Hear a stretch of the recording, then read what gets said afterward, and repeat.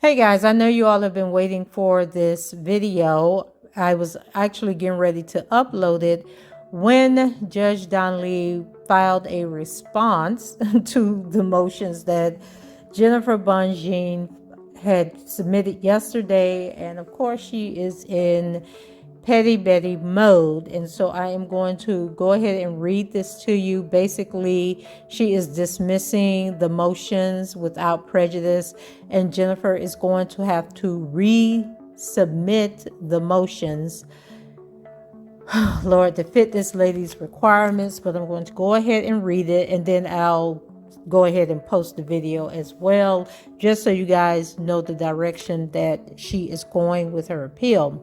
And then also I want to point out that this stage of the post-trial motions is to get Judge Donnelly to to cancel out the verdicts that were entered by the jury, and to either let Mr. Kelly go or request a new trial where he will get a do-over.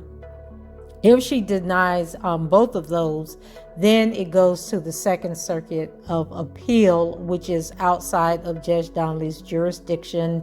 It's a separate court that does appeals. And you guys know that when I'm reading these documents, I'll often cite Second Circuit, Third Circuit, Fifth Circuit. Well, those are the different jurisdictions around the United States that handle appeal cases. So when you hear me mention a circuit, that means that the case has gone to the appeals court, and what the information that I'm reading is the response from those appeals.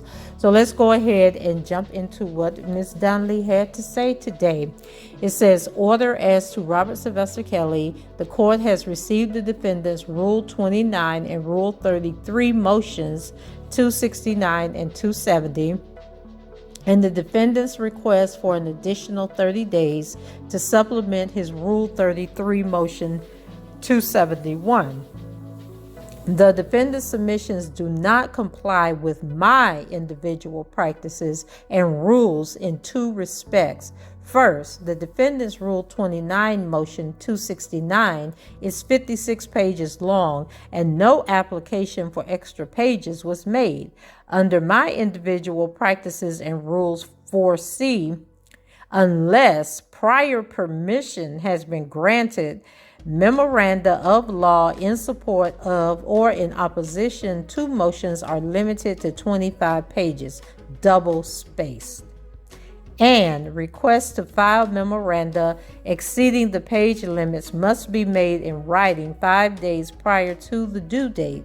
The 269 motion is therefore denied without prejudice to refile in accordance with my individual practices and rules.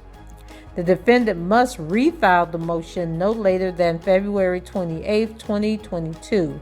The government's response is due by March 20th, 2022, and the defendant's reply, if any, is due by April 4th, 2022. Second, the defendant's 271 request for 30 days to supplement his Rule 33 motion, which I construe as an extension request, must state, among other things, the government's position on the request. The defendant's submission does not provide this information. I therefore deny the motion without prejudice to refile. Any submissions must state whether the adversary consents, and if not, the reasons given by the adversary for refusing to consent. See Individual Practice and Rules 2F, ordered by Judge Ann Donnelly on February 18th, 2022. So one thing Ann Donnelly is going to do, as we can see, is she going to try to act like she the queen bee and know every damn thing. And everybody else is like it's almost like she's trying to embarrass, no matter what attorney comes before her representing Mr. Kelly, she's going to try and make it seem like they don't know what they're doing. But hopefully this just fuels Jennifer BonJean's fire, okay, and just make her more determined than ever to get this conviction overturned by any means necessary. Now, hey everybody, this is Tracy here with another edition of Review from Tracy's Point. And as promised, I am back with the second portion of Jennifer BonJean's motion for Robert Sylvester Kelly on his behalf to have his verdict vacated and a new trial. And so in my last video, she addressed ineffective counsel and the fact that he had a very biased jury. And you guys, if you have a chance, go check out that video. I'm not going to recap what it's about here, but I will tell you, you need to go and check it out.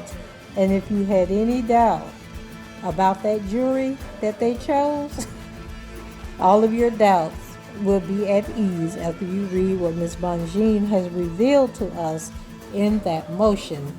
And so now we're going to jump into the second part of the motion, where she's actually talking about the trial itself. And this document is 63 pages long.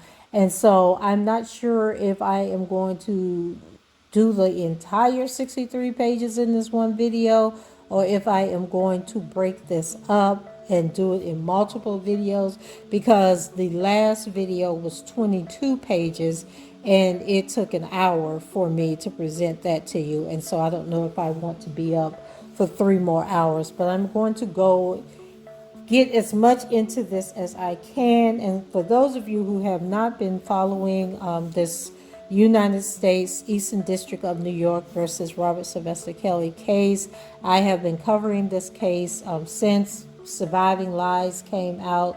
Some of you know that it's Surviving R. Kelly, but we refer to it as Surviving Lies over here.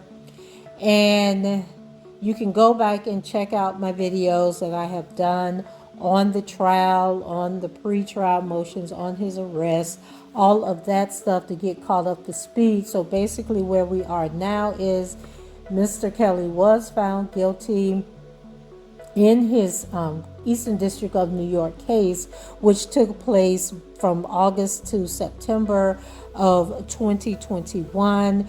He has gotten rid of all of his attorneys, and he now has a new attorney by the name of Jennifer BonJean. And you may know that name from the Cosby case. She appealed Bill Cosby's sentence, and his case was thrown out, and he is now a free man. And she's also representing Mr. Cosby in some upcoming civil suits, and she has stated that she fears that the federal government might pick up Mr. Cosby's case and basically try to do to him what they did to Mr. Kelly, and that's basically bring a RICO case, and that way they have leeway to, you know, just make up stuff along the way using racketeering, because there's such a low bar, a low threshold for RICO charges, and so they can pretty much just throw anything up in the air and hope that something sticks. And so now she is working on the case for Mr. Kelly, handling his post-trial appeals, request to have the verdict vacated, request for a new trial. That would be up to Judge Ann Dunley. If she denies the motions, then it will go to the Second Circuit of Appeals, where she will then go before them and bring this information. And as I stated in the last video, Judge Donnelly, I have no doubt, will probably deny both motions, because that's just the type of person she is. But I don't foresee the Second Circuit like sweeping this under the rug or swatting this away. I believe that they are going to have some serious concerns about the things that Ms. BonJean has pointed out thus far. And then also, if you haven't heard, she also is going to be representing Mr. Kelly in August in the case with the Northern District of Illinois. And at this point, we really don't know if we are ever going to see that Cook County case go to trial. But anyway, we're 5 minutes in. I really don't have time to spare. So let's go ahead and jump into this next motion. It says, defendant Robert Kelly's memorandum of law in support of a judgment of acquittal. And let's see, she does a table of contents once again. We'll have table of authorities and introduction. She would do her argument. Her first argument is the government failed to prove defendant guilty of the offense of racketeering, count 1. And then she has multiple steps that she's going to break down. And then she has the government failed to prove counts 2 through 9 in the indictment. And then she has her conclusion. Then she has a table of authorities, which is basically cases that she is going to cite throughout this document. And it's a lot of cases and a lot of statutes under the United States Code 18. And that's then other authorities, California penal law, Frank D'Angelo, turf wars, street gangs, and the outer limits of RICOs affecting commerce requirements. And these are some books that people have done on racketeering and the RICO Act. New York penal law, and this California and New York penal law have to do with sexually transmitted diseases. Then she has the federal rules of criminal procedure that you're going to probably hear a lot about in this reading. And then she has the codes for California health and safety. And so now we're on to page 8. So we got 50 something pages to go. So let's go ahead and jump into the introduction. She says, in Fitzgerald versus Chrysler Corp. in the 7th Circuit in 1997, Chief Judge Posner cautioned that where a statute is broadly worded in order to prevent loopholes from being drilled in it by ingenious lawyers, there is a danger of it being applied to situations absurdly remote from the concerns of the statute's framers. Such is the case here, where the government misused both the Racketeer Influenced and Corrupt Organization Statute, also known as RICO, and the Mann Act in a manner never previously conceived or carried out. Invigorated by an influential social movement determined to punish centuries of male misbehavior through symbolic prosecutions of high-profile men, the government brought a RICO prosecution against the defendant that was absurdly remote from the drafter's intent, stretching the liberal construction clause well beyond the intent of Congress. The government constructed a RICO theory of prosecution designed not to effectuate the purpose of the RICO statute, but to prosecute the defendant for alleged misdeeds going back decades without pesky statutes of limitations obstacles. Adding to its history of celebrity Mann Act prosecutions, the government extended the broad language of the Mann Act to conduct it never intended to remedy. While the Mann Act may be an effective tool for combating human trafficking, it was not designed to punish sexual misconduct like that alleged against defendant. Where defendants alleged transportation of females, largely consenting adults, was incidental to his travels as a world-renowned performer, he is not guilty of Mann Act violations. If the government intends to prosecute Mann Act violations in the fashion it did here, it might consider investigating the many influential, wealthy, mostly white corporate leaders who frequently arrange travel for paramours who later conclude that the experience was less than pleasant. And paramour is another word for hoes, okay? A detached and unemotional review of the evidence in this case shows that the government presented an overabundance of bad character evidence to compensate for its insufficient proofs of the specific elements of RICO and the Mann Act.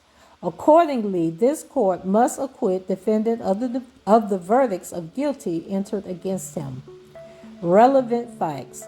The government charged defendant with 1 count of racketeering based on 14 predicate acts and 8 standalone counts of violations of the Mann Act that were also charged as racketeering acts, with the exception of Racketeering Act 1, alleging the offense of bribery.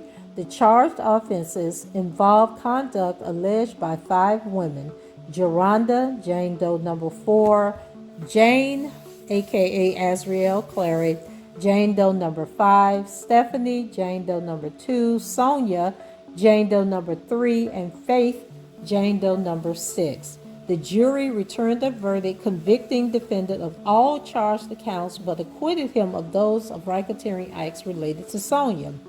Given the length of the record, defendant will incorporate relevant facts into the argument sections as appropriate. Then she moves into her argument. This court must set aside the verdict of guilty entered against the defendant and enter a judgment of acquittal where the government presented insufficient evidence of the offense of racketeering, count 1, and all Mann Act violations, counts 2 through 9. Federal Rule of Criminal Procedure 29C provides that if the jury has returned a guilty verdict, the count may set aside the verdict and enter an acquittal.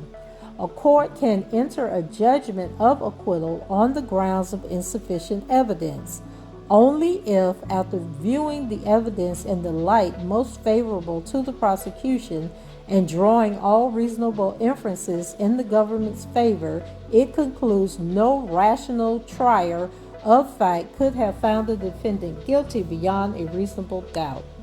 United States v. Reyes, 2nd Circuit, 2002. To sustain a conviction, the jury must have been able to find each of the essential elements of the crime beyond a reasonable doubt. United States v. Jackson, 2nd Circuit, 2004. As set out in detail below, defendant's RICO conviction cannot stand where the government failed to prove the existence of an enterprise, the activities of which affected interstate commerce, and a pattern of racketeering activity.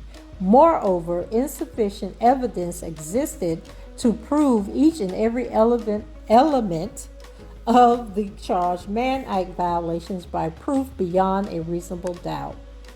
1. The government failed to prove defendant guilty of the offense of racketeering, count 1. This count must acquit defendant of the offense of racketeering where the government failed to prove defendant guilty beyond a reasonable doubt of each and every element of the offense.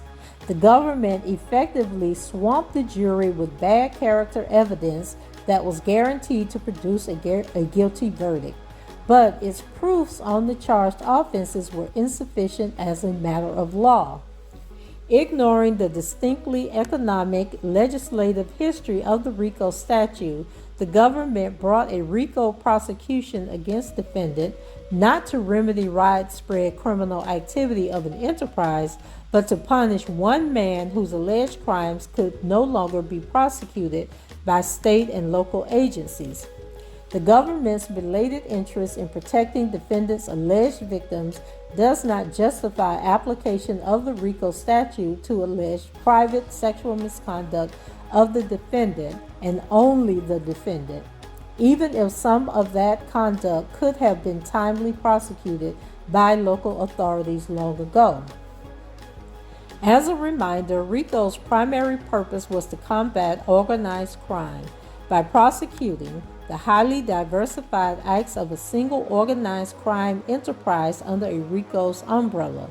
The overarching goal of the statute was to curb the infiltration of legitimate business organizations by racketeers.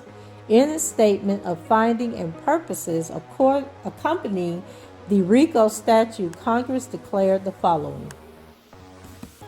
The Congress finds that 1. Organized crimes in the United States is a highly sophisticated, diversified, and widespread activity that annually drains billions of dollars from America's economy by unlawful conduct and the illegal use of force, fraud, and corruption. 2. Organized crime derives a major portion of its power through money obtained from such illegal endeavors and syndicated gambling, loan sharking, the theft and fencing of property, the importation and distribution of narcotics and dangerous drugs, and other forms of social exploitation. 3. This money and power are increasingly used to infiltrate and corrupt legitimate business and labor unions and to subvert and corrupt our democratic processes. 4. Organized crime activities in the United States weaken the stability of the nation's economic system, harm innocent investors and competing organizations, interfere with free competition, seriously burden interstate and foreign commerce, threaten the domestic security, and undermine the general welfare of the nation and its citizens. And 5. Organized crime continues to grow because of defects in the evidence-gathering process of the law, inhibiting the development of the legally admissible evidence necessary to bring criminal, other sanctions, or remedies to bear the unlawful activities of those engaged in organized crime, and because the sanctions and remedies available to the government are unnecessarily limited in scope and impact.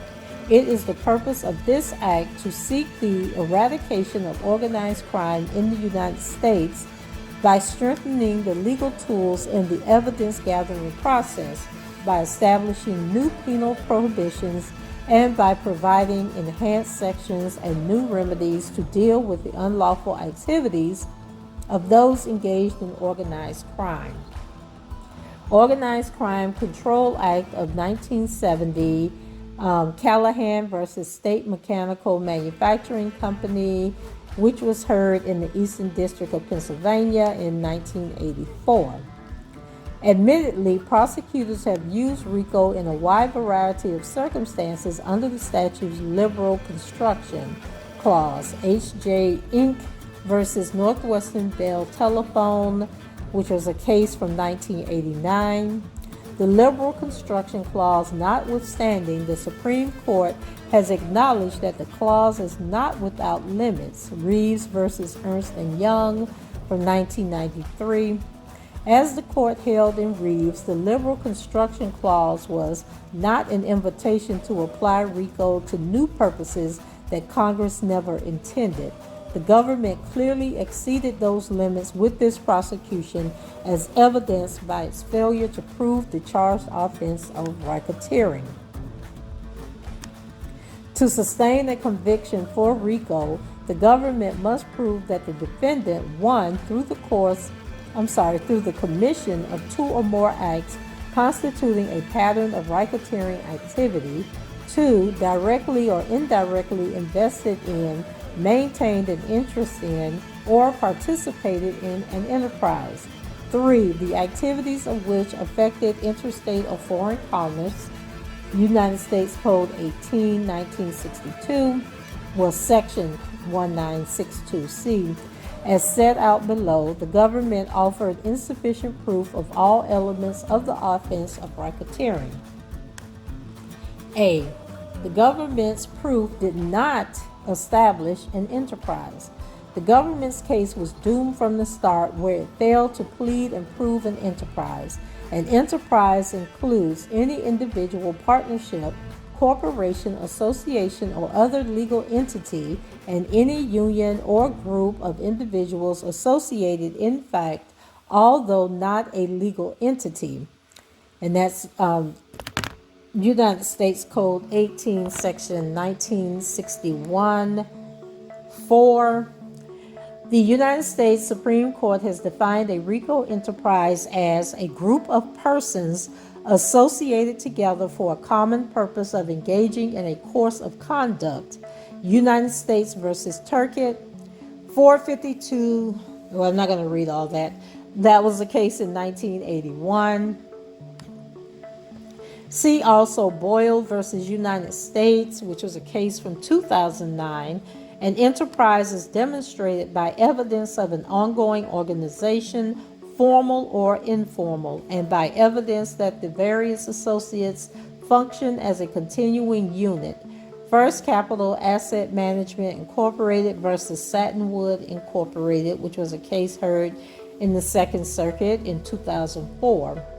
For an association of individuals to constitute an enterprise, the individuals must share a common purpose to engage in a particular fraudulent course of conduct and work together to achieve such purposes. The enterprise's purpose must be common to all of its members. Stein versus Worldwide Plumbing Supply Company, which was heard in the Eastern District of New York in 2014.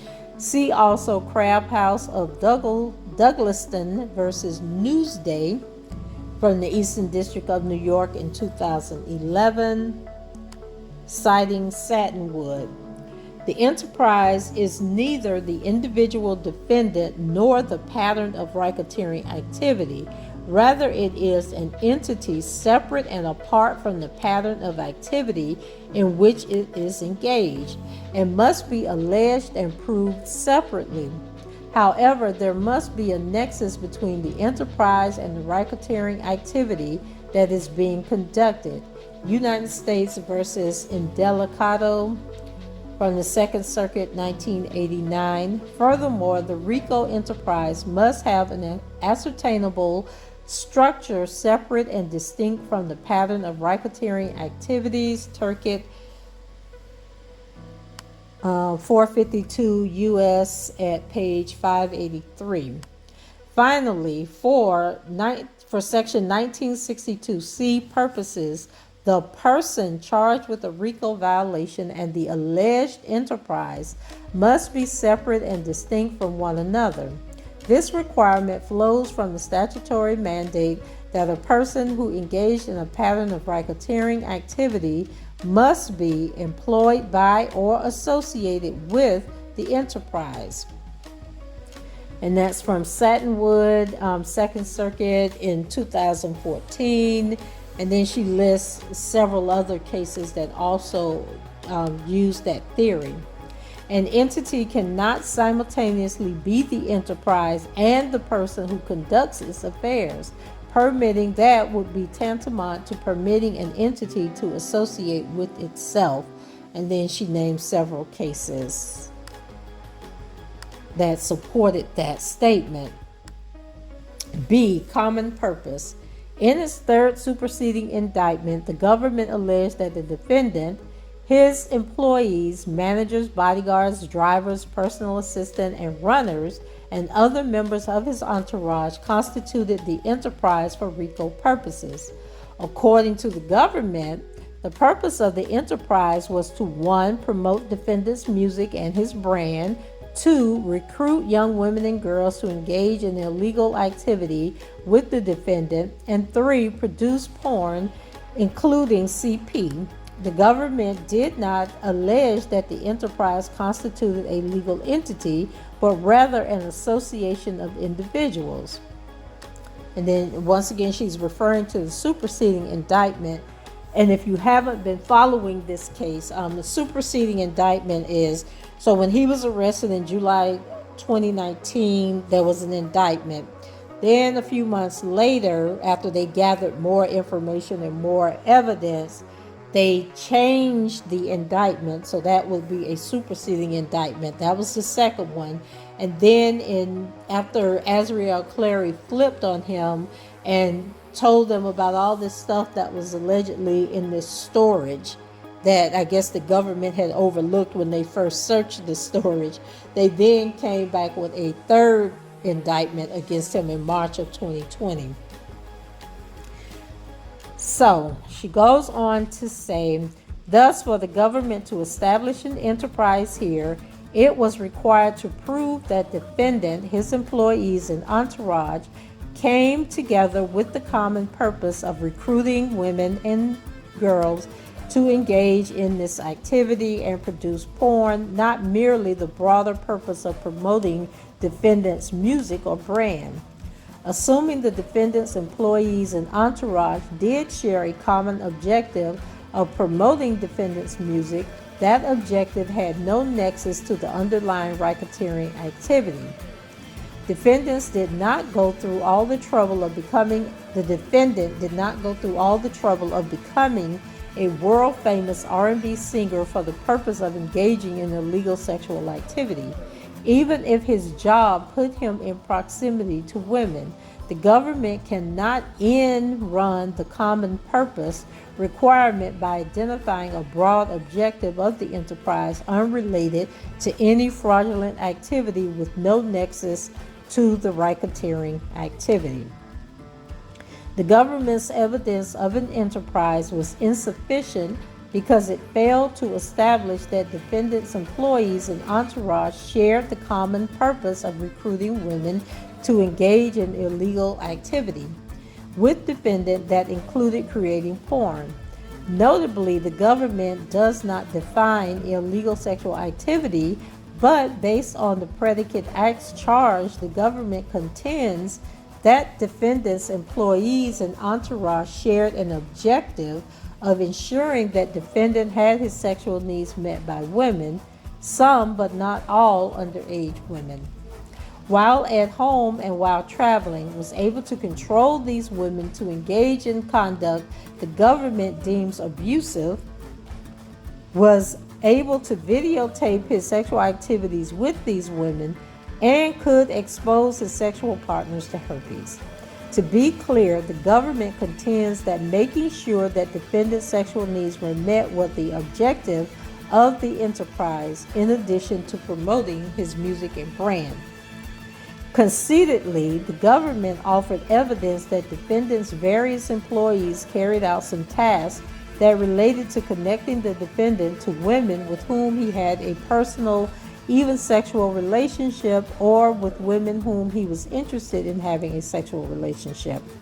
These tasks include providing defendant's phone number to women who attended his concerts, inviting women to after parties, arranging for travel for defendant's female guests, and ordering food for those guests while they visited his property. However, the record is devoid of evidence that the members of the enterprise acted with the common objective of ensuring that the defendant engaged in illegal, and she has that in parentheses, sexual activity. It is true that RICO does not have a mens rea requirement beyond what is necessary for proving the predicate crimes. Berner Corp. versus R.A. Bruner Company, and that was in the 7th Circuit, 1998. But where the government's evidence of an enterprise centers on its claim that the associated in-fact members shared a common purpose of ensuring defendants' illegal sexual activities, the government must offer some evidence that the members of the enterprise knew that their actions were promoting not just legal sexual activities, but illegal sexual activities and the production of porn. But in terms expressed in Satinwood, the government was required to show that the individuals who made up the enterprise shared a common purpose to engage in a fraudulent course of conduct. To share a purpose requires the members to agree on what that purpose is. Defendant is not claiming that each member of the enterprise must have possessed knowledge about every predicate act that the defendant is alleged to have committed, but the government cannot prove a common purpose without showing that the members of the enterprise shared an understanding of what that purpose was, which according to the government was promoting illegal sexual activity and producing porn.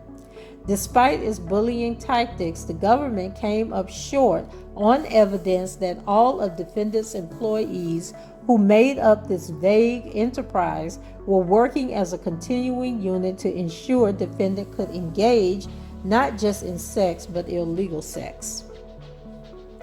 No employee testified that he or she understood that their purpose in the enterprise was to recruit underage women, nor did any member of the enterprise present any testimony that they had any knowledge that defendant's herpes diagnosis about the defendant's herpes diagnosis. That he practiced unsafe sex, or that he videotaped his sexual experiences. The government can point to no evidence that any employee possessed specific information about what precisely transpired in defendant's bedroom once he was alone with his female guests. Even if the defendant's employees knew that the defendant expected his guests to follow strict, even controlling rules, and possess recording devices like iPads and iPhones, it does not follow that the members of the enterprise shared a goal of promoting illegal sexual activity. C. Enterprise distinct from racketeering activities. To the extent the government argues that its evidence showed that the members of the enterprise shared a common purpose and had knowledge of promoting the defendant's illegal sexual conduct, the government has failed to demonstrate that the purpose of the enterprise was distinct from the racketeering activities. And then she cites United States versus Smith from the 10th Circuit in 2005 and United States versus Keltner from the 8th Circuit in 1998. D. Person enterprise rule. Separately, the government was required to demonstrate that the defendant was distinct from the enterprise. It is axiomatic that Section 1962C clearly envisions that the person and the enterprise will be distinct. This requirement focuses the section on the culpable party and recognizes that the enterprise itself is often a passive instrument or victim of the racketeering activity. The United States Supreme Court has held that a RICO defendant must have participated in the conduct of the enterprise's affairs, not just his own affairs. And then they cite a case, Cedric Kushner Promotions versus King from 2001. The government cannot plead its way around the distinctness requirement by simply alleging that the enterprise is the defendant's inner circle and introduce a series of headshots of all of defendant's former employees as evidence of an enterprise. The enterprise, as alleged by the government, existed because of its goal to promote the defendant in his legal and alleged illegal sexual activities. It had no function unrelated to the defendant. Under this factual pattern, the distinctness requirement was not satisfied. Because the government's RICO prosecution under this fact pattern is entirely unique, there is a dearth and factually analogous analogous.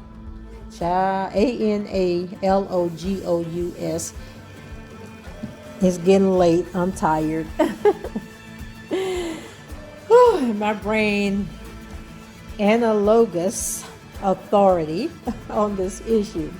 That said, guidance offered in factually dissimilar cases leads to the clear conclusion that the government failed to prove an enterprise distinct from the defendant.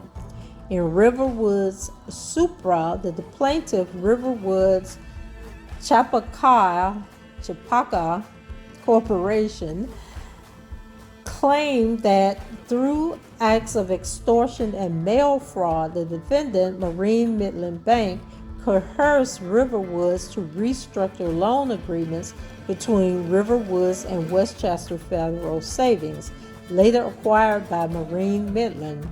Riverwoods purchased a property in Newcastle, New York, to develop residential condominiums and obtained a loan from Westchester Federal Savings. Made for that purpose, Marine Midland later acquired Westchester Federal Savings and inherited the loan agreement. According to Riverwoods, shortly after the acquisition, Marine Midland officers made it clear that they intended to dishonor the existing agreement and that they engaged in extortive behavior to force Riverwoods to enter into a new loan agreement with terms more favorable to Marine Midland. And let me stick a pin here. I think I mentioned to you guys before that I used to work for this church, and something similar happened to them where they were getting these loans from this local community bank, and I mean it was like a lot of loans, like to the tune of almost $1 million. So the bank, the president of the community bank passed away. The bank was eventually bought by Republic Bank, which you guys, I believe, is like a national chain. And then Republic Bank, after reviewing the records, was like, oh, you guys shouldn't have these loans. We're going to have to restructure the loan. You're going to have to use, like, they had to put all the church property up for collateral.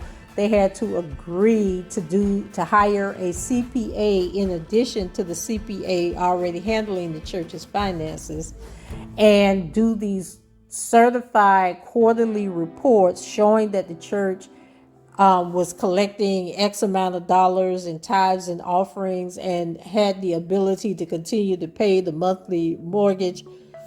It was a mess, okay? And then instead of going to another bank, the church agreed to this craziness, and we are going through like a huge gentrification where I live at, and one of the neighborhoods that's being gentrified in the city is getting ready to just create like this whole arts district, is blocks away from the church. And I used to say in the staff meetings, like, why would you do that when you know that gentrification is happening and that these people can cause you, they put so many stipulations in the contract, they can cause you to, even though you're making the monthly payments, if you miss one of these other requirements, you still could end up in foreclosure. Has nothing to do with the R. Kelly case, okay? But that case that they're mentioning in here reminded me of that situation. So this is more common than you think. So back to R. Kelly.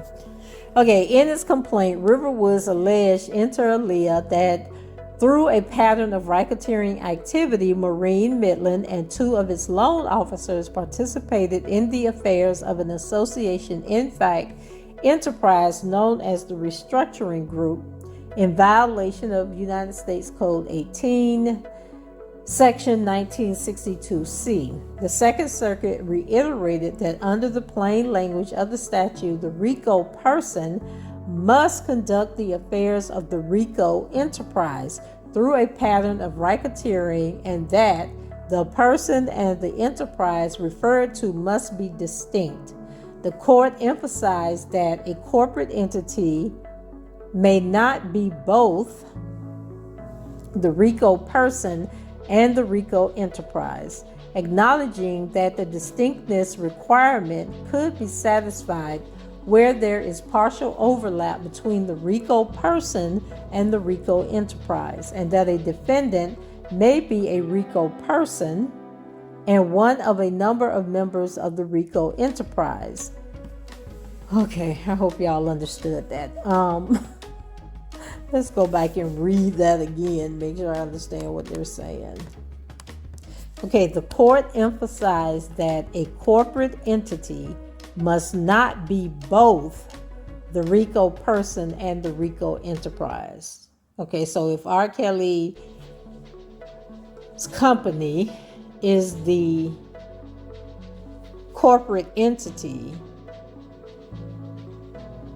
and R. Kelly himself is the person, that they can't be one and the same. Is that what they're saying? Acknowledging that the distinctness requirement could be satisfied where there is partial overlap between the RICO person and the RICO enterprise, and that a defendant may be a RICO person and one of the number of members of the RICO enterprise, but they cannot be both. And we know he was the only one on trial. So they were contending that he was both the enterprise and the person. However, by alleging a RICO enterprise that consists merely of a corporate defendant associated with its own employees or agents carrying on the regular affairs of the defendant, the distinctness requirement requirement may not be circumvented. Can't get around it. Okay, finding that the Riverwoods had failed to prove the distinctness requirement, the Riverwoods court observed that because a corporation can only function through its employees and agents, any act of the corporation can be viewed as an act of such an enterprise, and the enterprise is in reality no more than the defendant itself. And then Brenningham versus Mobile Corp., which was heard in the Third Circuit in 1991, where employees of a corporation associate together to commit a pattern of predicate acts in the course of their employment and on behalf of the corporation. The employees in association with the corporation do not form an enterprise distinct from the corporation.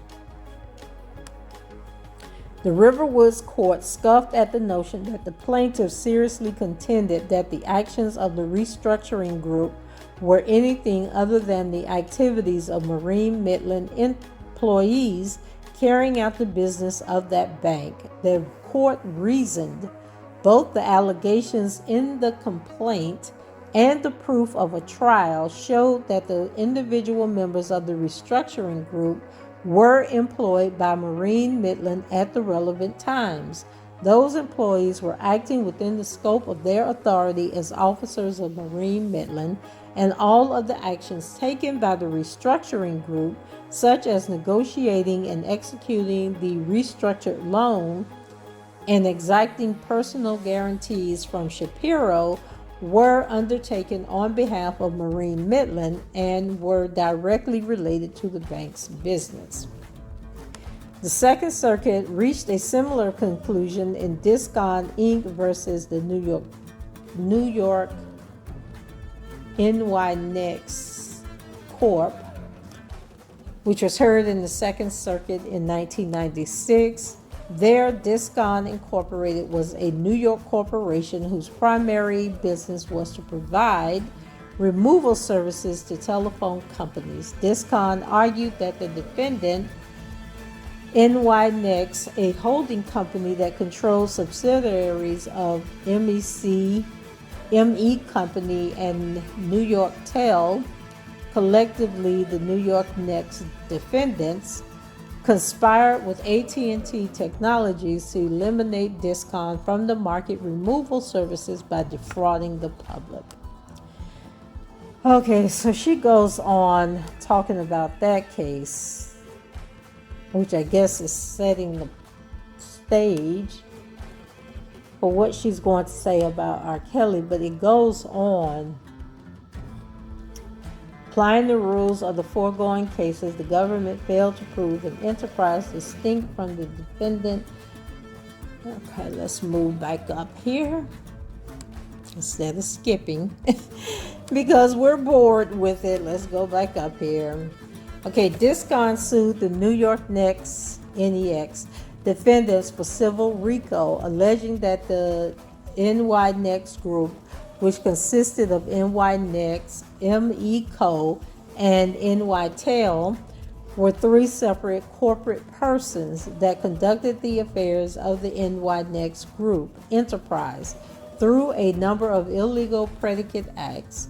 The Second Circuit observed that the distinctiveness requirement could not be circumvented by alleging a RICO enterprise that consists merely of a corporate defendant associated with its own employees or agents carrying on the regular affairs of the defendant. Relying on Riverwood, the Second Circuit stated, where employees of a corporation associate together to commit a pattern of predicate acts in the course of their employment and on behalf of the corporation, the employees associated with the corporation do not form an enterprise distinct from the corporation.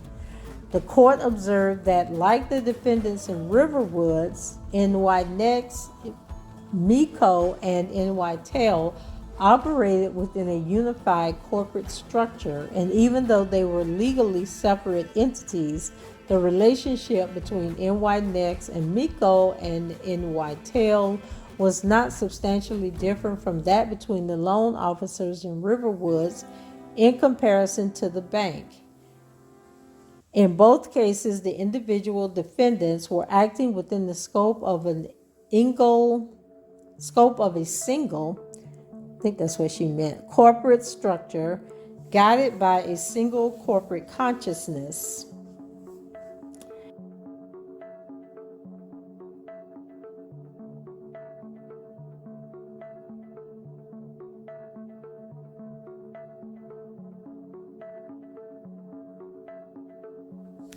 Applying the rules of the foregoing cases, the government failed to prove an enterprise distinct from the defendant by alleging a RICO enterprise that consists of defendant and his own employee/agents carrying on his affairs, namely promoting his brand, his music, and his sexual needs. The government fails to satisfy the distinctness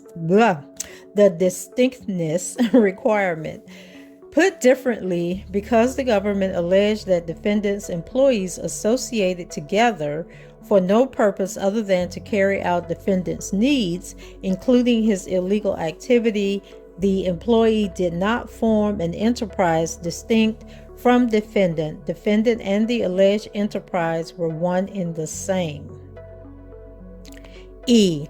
The government failed to prove that the so-called enterprise's activities affected interstate commerce.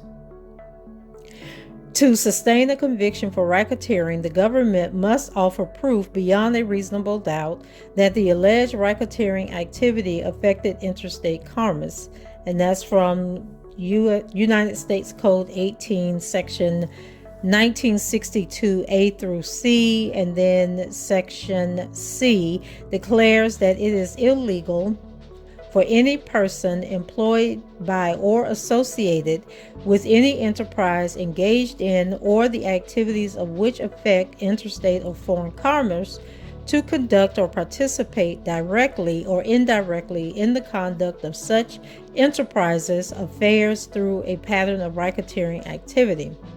The provision anchors the Act to Article 1 congressional power by incorporating and affecting interstate commerce requirement. The United States Supreme Court has determined that an enterprise is, quote, engaged in commerce, end quote, when it is, quote, directly engaged in the production, distribution, or acquisition of goods or services in interstate commerce, end quote. United States versus Robertson, and that was from 1995. However, consistent with the liberal construction clause of the RICO Act, some courts have held that the racketeering activity of the enterprise need only have a de minimis effect on interstate commerce. The court instructed this jury, consistent with the view that the government need only prove that beyond a reasonable doubt that the enterprise had a minimal effect on interstate commerce. And then she refers to the docket number 117-1 jury charge, which was the instructions given to the jury. This court further instructed the jury that, quote unquote, it is not necessary for the government to prove that the individual racketeering acts themselves affected interstate or foreign commerce.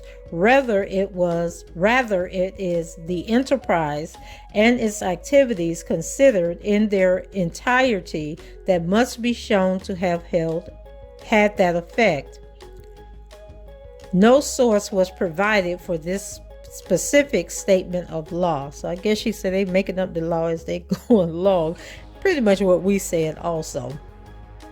Assuming the government was only required to prove that the enterprise had a de minimis effect on interstate commerce, the government failed to establish that element by proof beyond a reasonable doubt.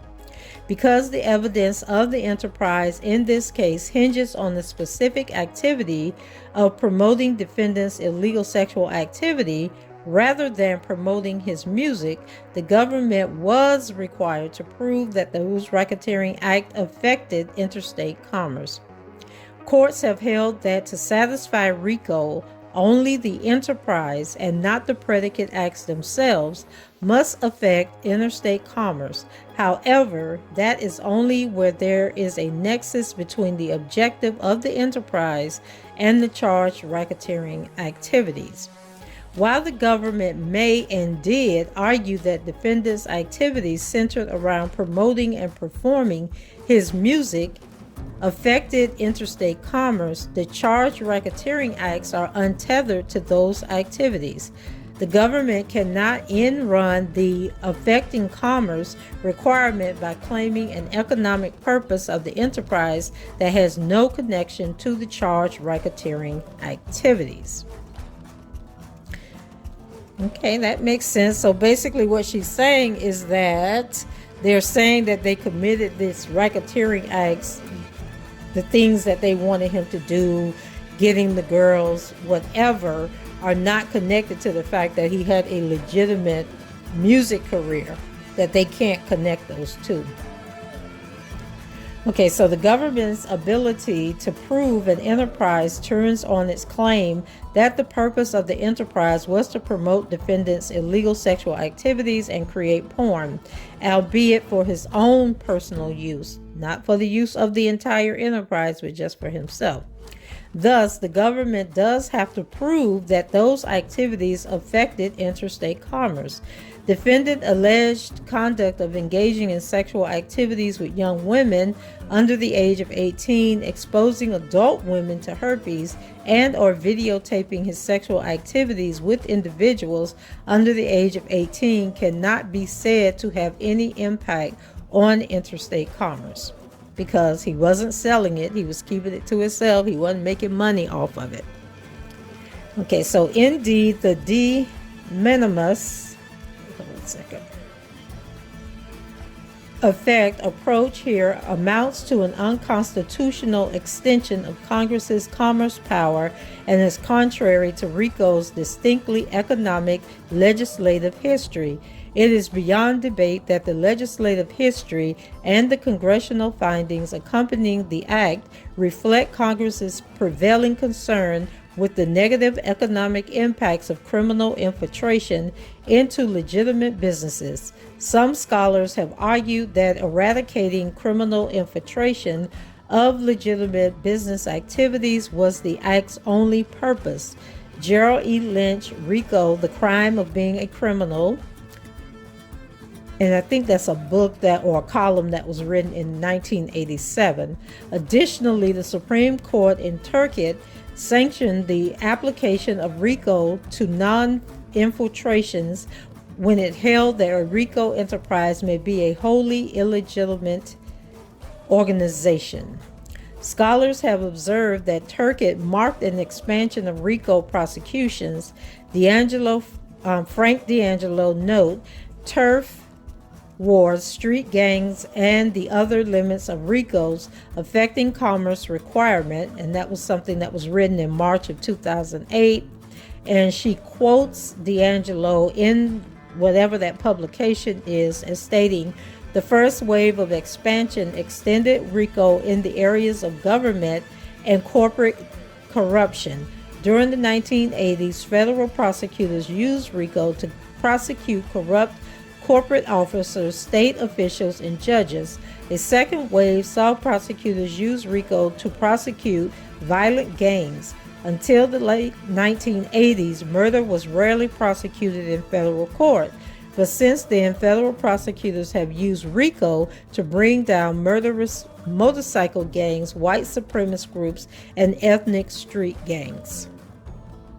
As D'Angelo points out, in most of these types of cases, RICO's commerce requirement was easily satisfied.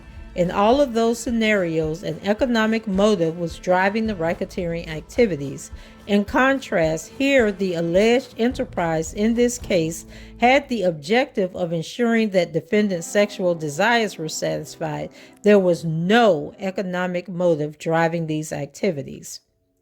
F. The government's proof did not establish a pattern of racketeering. The government must also demonstrate a pattern of racketeering activity by proving, at a minimum, 2 predicate racketeering acts that occurred within 10 years of one another. Proof of 2 predicate acts is not sufficient to satisfy its burden of proof. The government must also show that the racketeering acts are related to each other and to the enterprise, and together pose a threat of continuing criminal activity.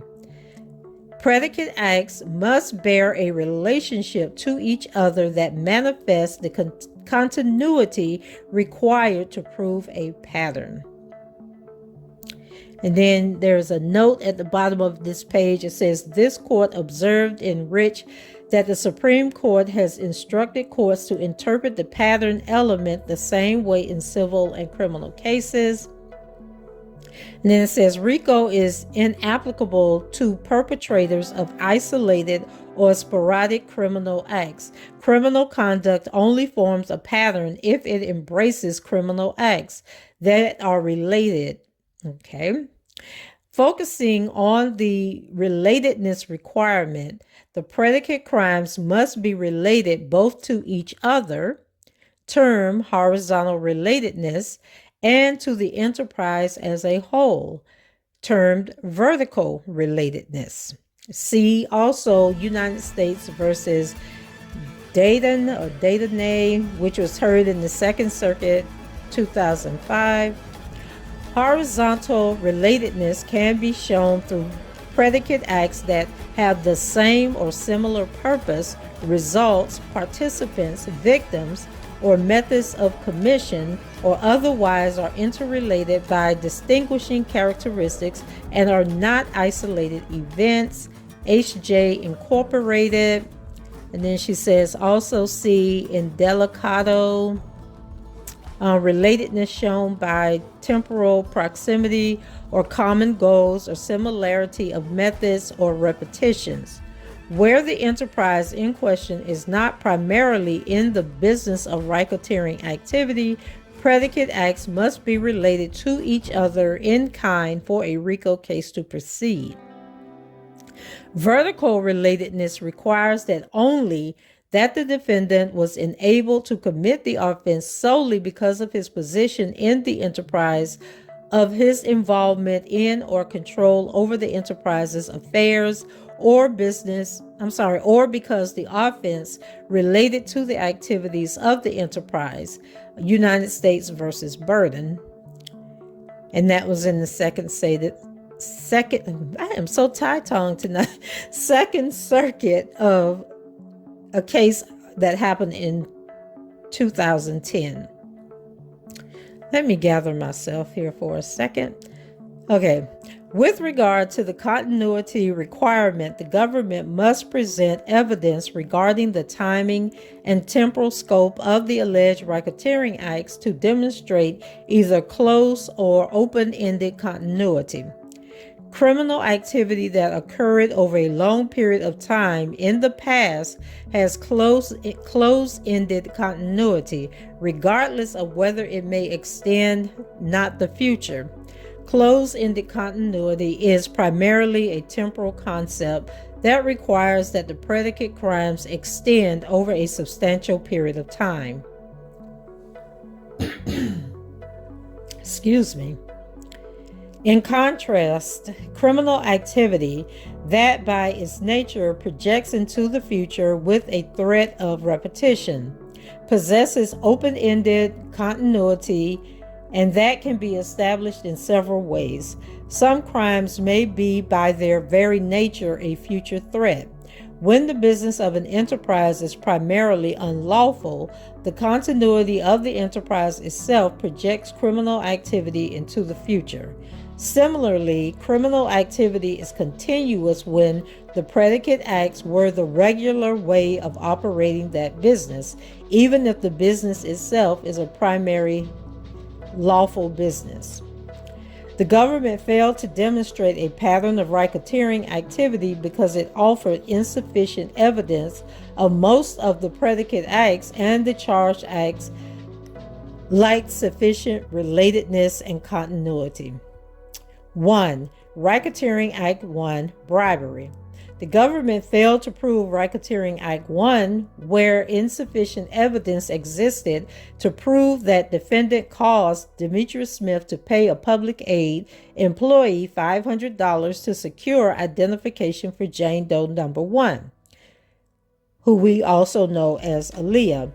Despite blatant strong-arming by the government, Smith's testimony was inconsistent and vague about whether defendant was even present during any discussions about paying money to bribe someone for the fraudulent identification. Smith consistently testified that he discussed the prospect of bribing someone to obtain the fake identification with Darryl McDavid. Smith did not obtain any money from the defendant and did not recall discussing it with him, although he allowed that he might have.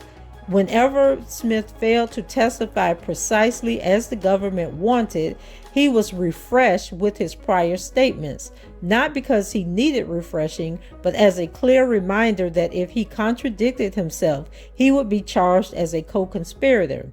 That type of bullying pervaded Smith's examination and suggested that Smith's testimony may have been pressured by the government.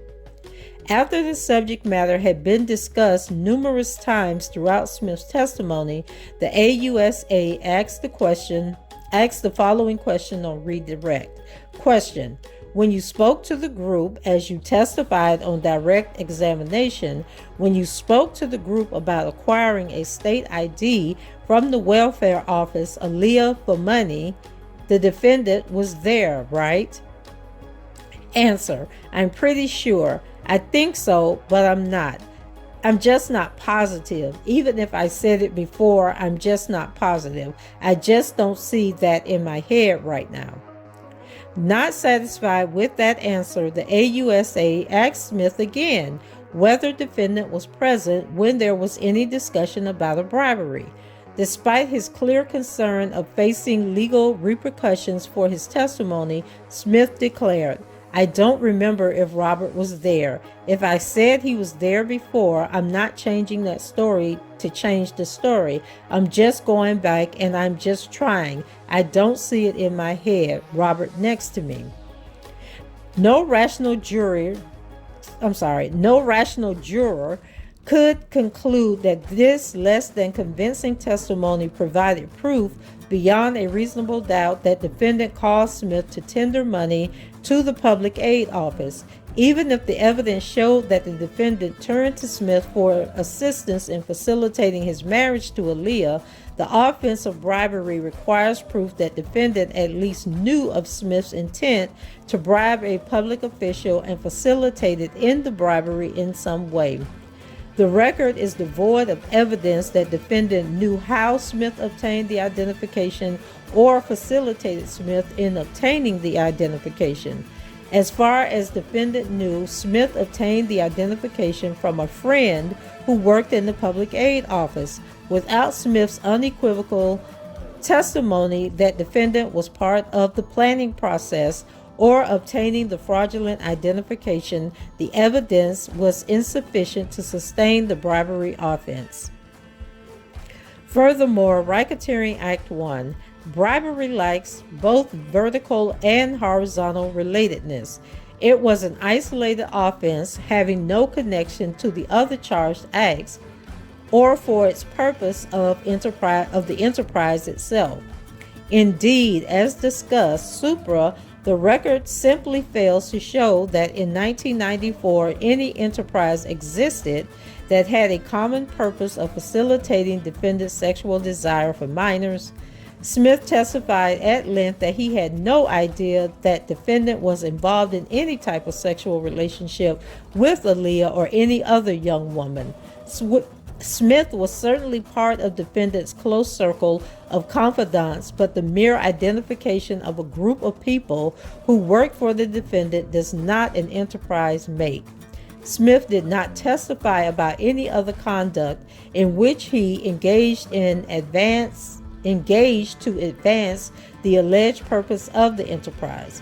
Smith's conduct was nothing more than a singular event that bore no connection to the purpose of the enterprise, which did not exist in any event, and which bears no connection to the other racketeering acts. Furthermore, because the act did not occur within 10 years of any other predicate act that was sufficiently proven, the act is time barred. And this is really what Thomas Farinello was trying to explain, but he just wasn't getting it down right. But we have Jennifer here who has spelled it out quite clearly for us. So Racketeering Act 1 was not proved beyond a reasonable doubt. And also, when Thomas Farinello kept filing all those motions trying to get this charge dropped, Judge Donnelly, she was insistent that as long as they had the charges that had taken place within like the last 5 years or 10 years, which was why they needed Azriel and Jerhonda Pace in this case, because if something had happened within the past so many years, then they could turn around, not Jerhonda, Azriel and Faith Rogers, I believe it was. As long as they could prove that something had happened within like the last 5 or 10 years, then they could connect it to the whatever had happened beyond the statute of limitations in Chicago, and then they could connect all this together as a racketeering act. But BonJean is clearly pointing out that regardless if they met that requirement, all of these things had to connect to one another. It had to be like a continuation. So if he bribed somebody in the Aaliyah situation, who did he bribe prior to the Aaliyah situation? Who did he bribe after the Aaliyah situation? There's no other account that he bribed anybody to do anything. Therefore, that's not a continuation to make this a racketeering act. So, number 2, Racketeering Act 2, Sexual Exploitation of a Child regarding Stephanie. The government failed to prove Racketeering Act 2, that is, sexual exploitation of Stephanie, where it offered insufficient evidence that defendant used, employed, persuaded, induced, or enticed Stephanie to take part in sexually explicit conduct for the purpose of producing a visual depiction. The government contends that on a single occasion prior to her 18th birthday, defendant had sexual relations with Stephanie at his studio in Chicago, Illinois, and recorded the episode on a video camera. The government cannot produce the video or the camera on which it was allegedly recorded. To be clear, the defendant is alleged to have recorded a legal and seemingly consensual sex act under the law of the state of Illinois that was only a violation of USC Code 18, Section 2251A, because Stephanie was not 18 years of age. To demonstrate that defendant committed, and then to go back up to that for you guys. So the age of consent in Chicago is 17 with no perimeters that says that, it could only be with somebody 2 or 3 years older than you. The issue here is that he allegedly recorded it, and you cannot record a minor in a sexual act under the age of 18, period, point blank. Excuse me.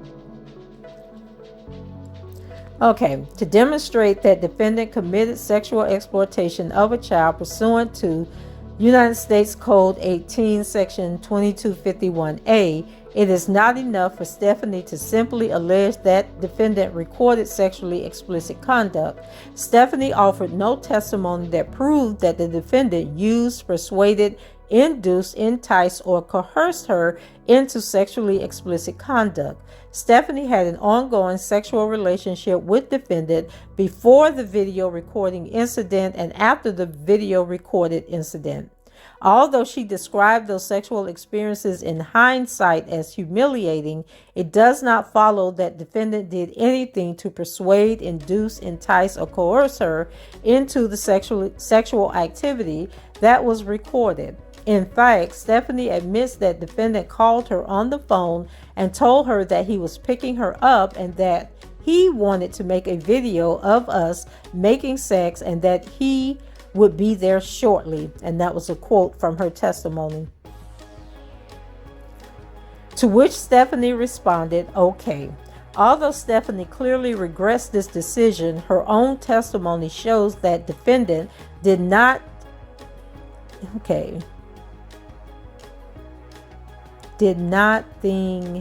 think she meant nothing. The defendant did nothing but tell her he wanted to videotape them having sex, and she agreed. The government must prove that defendant did something more than just film the sexually explicit conduct. If the act of filming or recording alone was sufficient to sustain the charge, Congress would not have included a requirement that the defendant employ, persuade, induce, entice, or coerce. Furthermore, the government failed to prove that defendant acted with a purpose of producing a visual depiction of that conduct. Although the jury was erroneously charged that the government could sustain the charge by proving that the purpose was transmitting a visual depiction, the statute requires something different.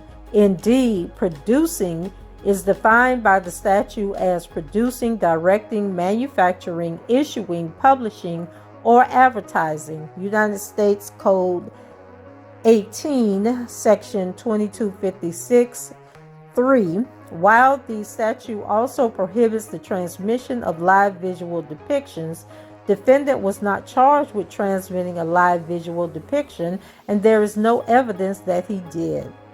Lastly, the parties' stipulation that the film used in VHS tapes was a type of film that was not produced in Illinois is insufficient to prove by a reasonable doubt that the conduct was recorded on a device made in a foreign country or affected interstate commerce. Accordingly, the government failed to prove Racketeering Act 2 by proof beyond a reasonable doubt.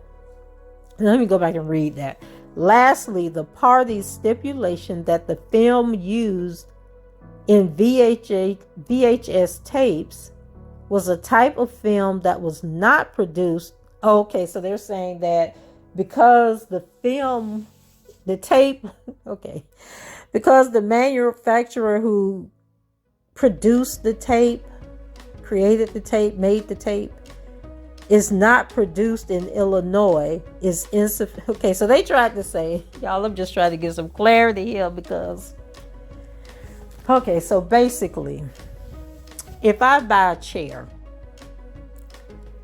and the chair came from Georgia instead of Florida, instead of the city that I live in, and a crime was committed using the chair, then they can charge me with interstate commerce because the chair came from Georgia. Is that basically what she's saying here? Y'all, the government was really, really reaching in this case. They was just doing way too damn much, okay? So number 3, Racketeering Act 5, Mann Act violation, Jerhonda Land Pace. Okay. The government failed to prove Racketeering Act 5 where there was insufficient evidence that defendant 1 used the facility of interstate commerce to knowingly persuade, induce, entice, or coerce Jerhonda to engage in sexual activity that violated Illinois law, and that 2, defendant knowingly committed the prohibited sexual activity. To obtain a conviction under Section 2422B, the government must show that the defendant used a facility of interstate commerce. 2, to knowingly persuade, induce, or entice. 3, any individual who is younger than 18 years old. 4, to engage in sexual activity of a criminal nature. United States versus Brand, 2nd Circuit in 2006. First, the government did not prove that defendant used a facility of interstate commerce to persuade Jerhonda to engage in aggravated criminal sexual abuse between May 2009 and January 2010. Defendant contends that purely intrastate use of cell phones does not constitute use of a facility of interstate commerce.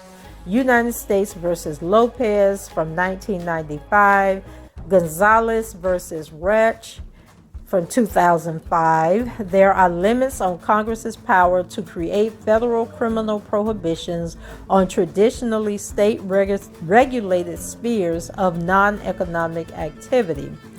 But see United States versus Jerhonda, and that was a case from the Second Circuit in 2006, finding that the jurisdictional element of Section 2425 is satisfied by interstate use of a telephone capable of transmitting communications between states. Even if purely intrastate use of cell phones constituted use of a facility of interstate commerce, the government's evidence that defendant called Jerhonda on a phone is not sufficient proof that he used the facility of interstate commerce. A cell phone, according to the government, to knowingly induce, persuade, entice, or coerce Jerhonda to come to Olympia Fields to engage in prohibited sexual activity. The government provided no text exchanges showing that defendant used any words to induce, persuade, entice, or coerce. Nor did Jerhonda testify that during any telephone conversation or on any text messages did defendant use words for the purpose of inducing, persuading, entice, or coercing her to come to his home or studios for prohibited sexual activities. Under the plain reading of the statute, there must be a nexus between the use of the cell phone and the words of persuasion, enticement, or coercion to satisfy a Section 2422B violation.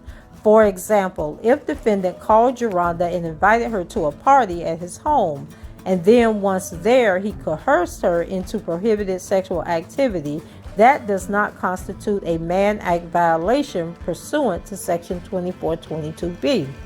Since the defendant did not use the facility of interstate commerce, the cell phone, to coerce or induce her into the prohibited sexual activity, use of the cell phone for some unknown communication coupled with a subsequent prohibited sex act is not sufficient to establish a violation of Section 2422B.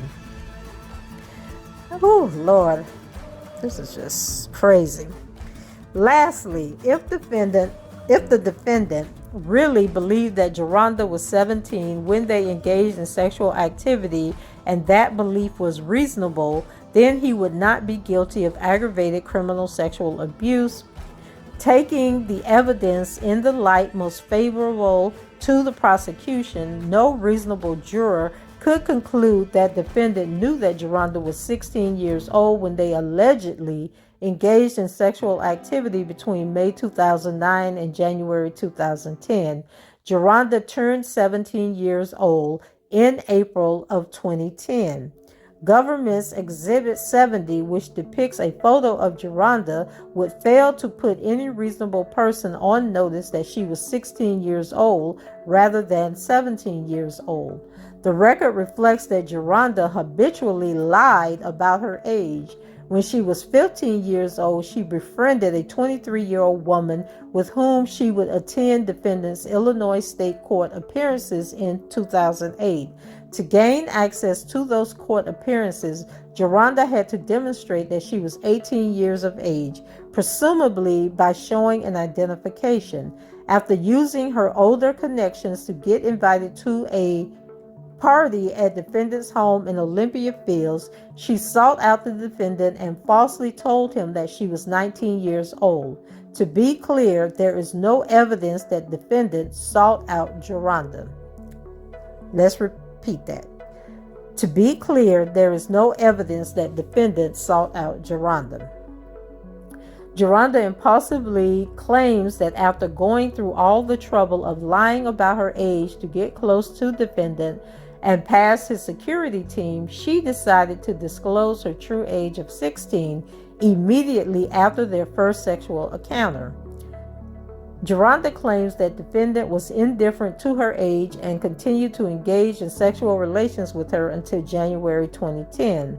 The government's evidence falls painfully short of proving that defendant did not reasonably believe that Jerhonda was 17 years old at the time of their alleged sexual activities. The government allegedly recovered a copy of Jerhonda's fake ID and birth certificate in a storage facility purportedly belonging to defendant, rather than reach the obvious conclusion that Jerhonda provided a fake ID to defendant's security team to gain access to the home. The government alleges that defendant or someone in his inner circle went through the trouble of altering her ID and photocopying it. No rational juror could conclude that defendant engaged in sexual activities with Jerhonda with the understanding that she was not of legal consenting age. 4. Racketeering Act 6, Forced Labor, Jerhonda. No rational juror could conclude based on the evidence adduced at trial that defendant knowingly obtained or agreed to obtain any labor or services from Jerhonda on January 23, 2010. A conviction of forced labor under United States Code 18, Section 1589 requires the government to prove beyond a reasonable doubt that 1. The defendant obtained the labor or services of another person, 2. Through inter alia threats of serious harm, and 3. The defendant acted knowingly. United States versus Marcus, which was heard in the Eastern District of New York in 2007. The language by means of contained in the forced labor statute of United States Code 18, Section 1589A, requires the government to establish a causal link between the labor and services provided by the person and the threat of serious harm.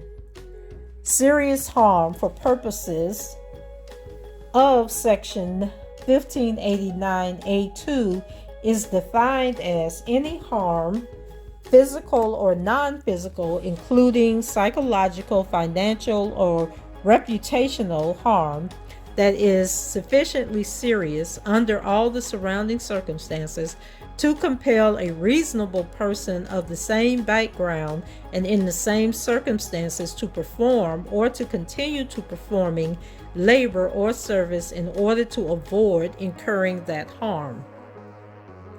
And that was Muchera versus Al-Rawaf in the Fourth Circuit in 2017. Section 1589 is intended to address serious trafficking or cases where traffickers threaten harm to third persons, restrain their victims without physical violence or injury, or threaten dire consequences by means other than overt violence. The harm or threat of violence, considered from the vantage point of a reasonable person in the place of the victim, must be sufficiently serious to compel that person to remain in her condition of servitude when she otherwise would have left. Part of a fair reading of statutory text is recognizing that Congress legislates against the backdrop of certain unexpressed presumptions.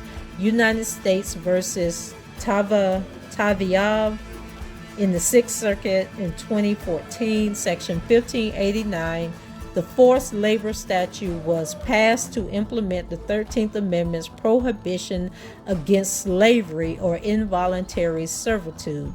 United States versus Taviav from the Sixth Circuit in 2014, Congress intended to reach cases in which persons are held in condition of servitude through nonviolent coercion as well as through physical or legal coercion. According to the government, on an isolated date in January 2010, defendant violated the forced labor statute by using threats of violence to obtain labor, which was an act of oral sex, from Jerhonda. The forced labor statute was not intended to reach isolated conduct like that described by Jerhonda. Accepting the government's evidence in its best light, Jerhonda described an isolated incident in which the defendant allegedly assaulted her because he was angry that she was on her phone and did not properly acknowledge him when he entered the room. Jerhonda claimed that defendant slapped and choked her because, quote, he didn't believe that I was texting a friend and he got mad about it, end quote. Jerhonda testified that after the purported assault, she sat down with defendant in the VIP room and he instructed her to perform oral sex on him. Jerhonda complied with the instruction. Jerhonda did not testify that defendant threatened her, forced her, or even demanded that she give him oral sex. Jerhonda did not claim that she feared defendant would assault her again if she declined the request. Jerhonda then left defendant's home and never came back. The government did not establish a causal link between the isolated act of oral sex and any threat of physical violence.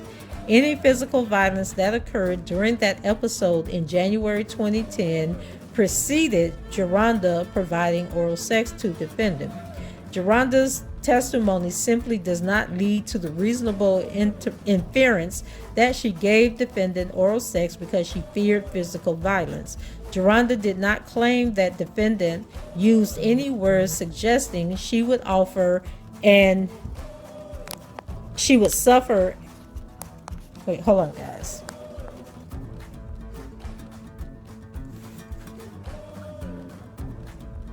Oh, someone's trying to call me. Okay, I'm back. She would suffer an assault if she did not provide him with oral sex, nor did she claim that she feared another assault if she refused his request for oral sex. Jerhonda did not even testify that she did not want to give the defendant oral sex. As troubling as Jerhonda's story may be, the government still must prove the elements of the crime of forced labor by proof beyond a reasonable doubt. It would not have taken much for Jerhonda to make the causal link between the act of oral sex and her fear of physical assault by the defendant, but she simply did not provide that testimony. Absent clear expression of congressional intent, courts should resist the urge to transform the forced labor statute to cover the circumstances alleged in Racketeering Act 6, which bear virtually no resemblance to those pragmatic forced labor cases and their victims. Describing prostitution, forced sweatshop work, and forced domestic service as paradigmatic forced labor cases. And that was from the Taviov case from the Fifth Circuit in 2014. Jerhonda came and went as she pleased, even if defendant prohibited her from wandering his property at will.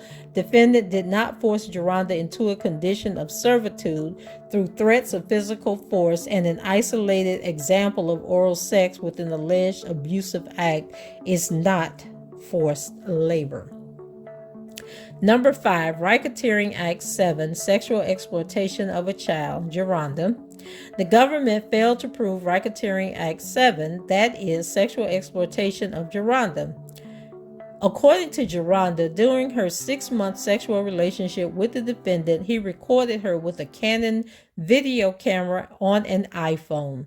The government produced no images or metadata corroborating this claim. Rather, the government contends that evidence that defendant owned a Canon video camera and had an iPhone that had the ability to video is sufficient evidence to establish the elements of the offense. The government failed to prove that defendant used, employed, persuaded, induced, or enticed Jerhonda to take part in any sexually explicit conduct for the purpose of producing a visual depiction. to demonstrate that defendant committed sexual exploitation of a child pursuant to United States Code 18-2251A, it is not enough for Jerhonda to simply allege that defendant recorded sexually explicit conduct. Jerhonda's testimony was insufficient to prove that defendant used, persuaded, induced, enticed, or coerced her into sexually explicit conduct. According to Jerhonda, she had an ongoing sexual relationship with defendant before defendant allegedly video recorded her, a relationship that defendant would have no reason to believe was prohibited since Jerhonda misrepresented her age. Although Jerhonda describes those sexual experiences in hindsight as humiliating, it does not follow that defendant did anything to persuade, induce, entice, or coerce her into the sexual activity that was recorded. The government must prove that defendant did something more than just film the sexually explicit conduct.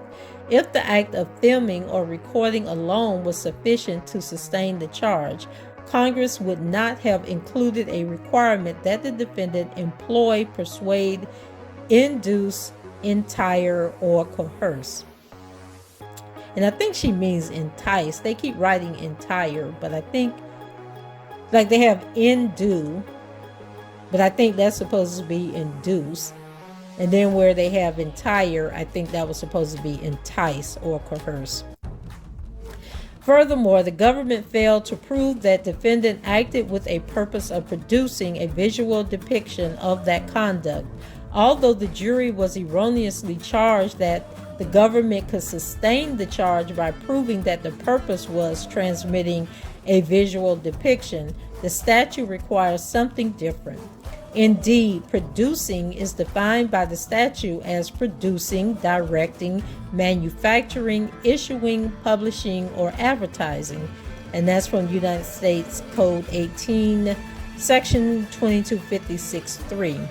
While the statute also prohibits the transmission of live visual depictions, defendant was not charged with transmitting a live visual depiction, and there is no evidence that he did. Lastly, the government's affecting interstate commerce evidence was insufficient where it could not establish that device, if any, was used to make these recordings. And see, and people were arguing and carrying on about, oh, y'all just couldn't see when they were showing the video, but they showed the video. And we were like, even if they showed the video in the transcript, it would have notated that a video was being shown to the jury, and that wasn't in the transcript. But they were just cussing us out, saying that we didn't know what was going on, that there was video that was shown, and here we find there was no video because they don't have a video. Number 6, Racketeering Act 8, Mann Act violations involving Jane. And Jane is Azriel Clary. So the government failed to prove that defendant committed Mann Act violations in connection with his sexual activity with Azriel on or about April 28, 2015 and May 1st, 2015 in the state of California. Jane was 17 years old in May 2015. She concedes that she misrepresented her age to defendant when she met him and kept her true age a secret until fall 2015. After meeting defendant in Orlando, Florida in April 2015, Azriel traveled to meet him in California at the end of April 2015. The government charged defendant with 2 Mann Act violations in connection with this trip, alleging first that defendant violated United States Code 18, Section 2421A. Racketeering 8A, transportation. Preliminarily, the government's use of the Mann Act under the present set of facts is unprecedented and unjustified. United States Code 18, Section 2421A provides that whoever knowingly transports any individual in interstate or foreign commerce or in any territory or possession of the United States with intent that such individual engage in prostitution or any sexual activity for which any person can be charged with criminal offense or attempts to do so shall be fined under this title or imprisoned not more than 10 years or both. The government contended that defendant arranged for Azriel to travel to California with the intent of willfully exposing her to a contagious, infectious, or communicable disease in violation of California Health and Safety Code, Section 120290. The government failed to prove a Mann Act violation under Section 2421A, where it offered insufficient evidence that defendant 1 transported Jane with the intent of exposing her to herpes, and 2 committed a violation of California Health and Safety Code 12290 by proof beyond a reasonable doubt. I. Intent. Because there is no link connecting defendant's transportation of Azriel with an intent to expose her to herpes, defendant cannot be guilty of a Mann Act violation. The 9th and 10th Circuit Courts of Appeal have held that to establish the intent requirement of the Mann Act violation, the government must prove that the illegal sexual activity is the dominant, significant, or motivating purpose behind the transportation. See United States v. Kinslow, 9th Circuit, 1988, United States v. Lakasov, 9th Circuit, 2012, United States v. Cryer, in the 10th Circuit in 2000. Similarly, in United States v. Haywood, which was heard in the 3rd Circuit in 2004, the 3rd Circuit approved the district court's jury instruction that stated, "It is not necessary for the government to prove that the illegal sexual activity was the sole purpose for the transportation. A person may have several different purposes or motives for such travel, and each may prompt in varying degrees the act of making the journey. The government must prove beyond a reasonable doubt, however, that a significant or motivating purpose of the travel across state or foreign boundaries was to have the individual transported to engage in the illegal sexual activity. In other words, the illegal sexual activity must have not been merely incident to the trip." In United States v. Campbell, in the 5th Circuit, 1995, the 5th Circuit analyzed the intent requirement of United States Code 18, Section 2421, and held that in determining whether a dominant purpose exists, we instead ask whether the illicit behavior is one of the efficient and compelling purposes of the travel. See also United States v. Vang, 7th Circuit, 1997, interpreting the dominant purpose standard to meet merely significant or compelling or efficient. United States v. Perkins from the 8th Circuit in 2020, holding that to prove the intent elements of Section 2423A, the illicit behavior must be one of the purposes motivating the interstate transportation.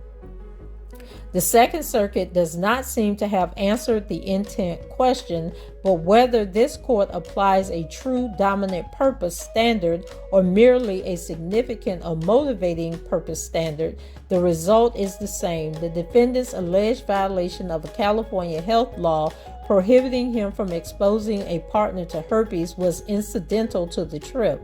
There is no proof in the record that demonstrates that defendant's motivating purpose in transporting Azriel to California was to expose her to herpes. In fact, the government cannot even show that the motivating purpose of the trip had anything to do with Azriel, as Azriel herself testified when asked. Question: "And while you were 17, did you take additional trips to California with defendant?" Answer: "Yes, I did." Question: "And do you remember where you traveled to?" Answer: "I do not." Question: "Do you remember what the purpose of your travel was for?" Answer: "He had shows." In short, no rational juror could find the government proved that defendant's intent to transport Jane to California was to infect her with herpes. And I thought she went to California so that she could go to the different concerts to see what it was like to be on tour.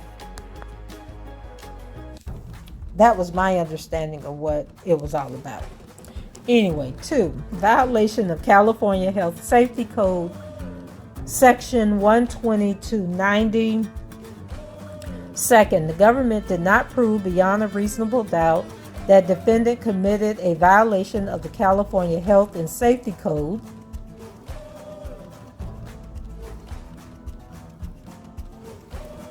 Because the government charged defendant with a repealed version of the statute no longer in effect, a version that reduced the government's burden of proof. Prior to the jury charge in this case, defendant notified the court that the jury instructions did not reflect the elements of California Health and Safety Code, Section 12290. The government acknowledged as much, but argued that it charged defendant under the statute that was in effect in 2015. The government had no authority to charge defendant with a statute that was repealed or inoperative at the time of prosecution. United States versus Chambers is a case from 1934.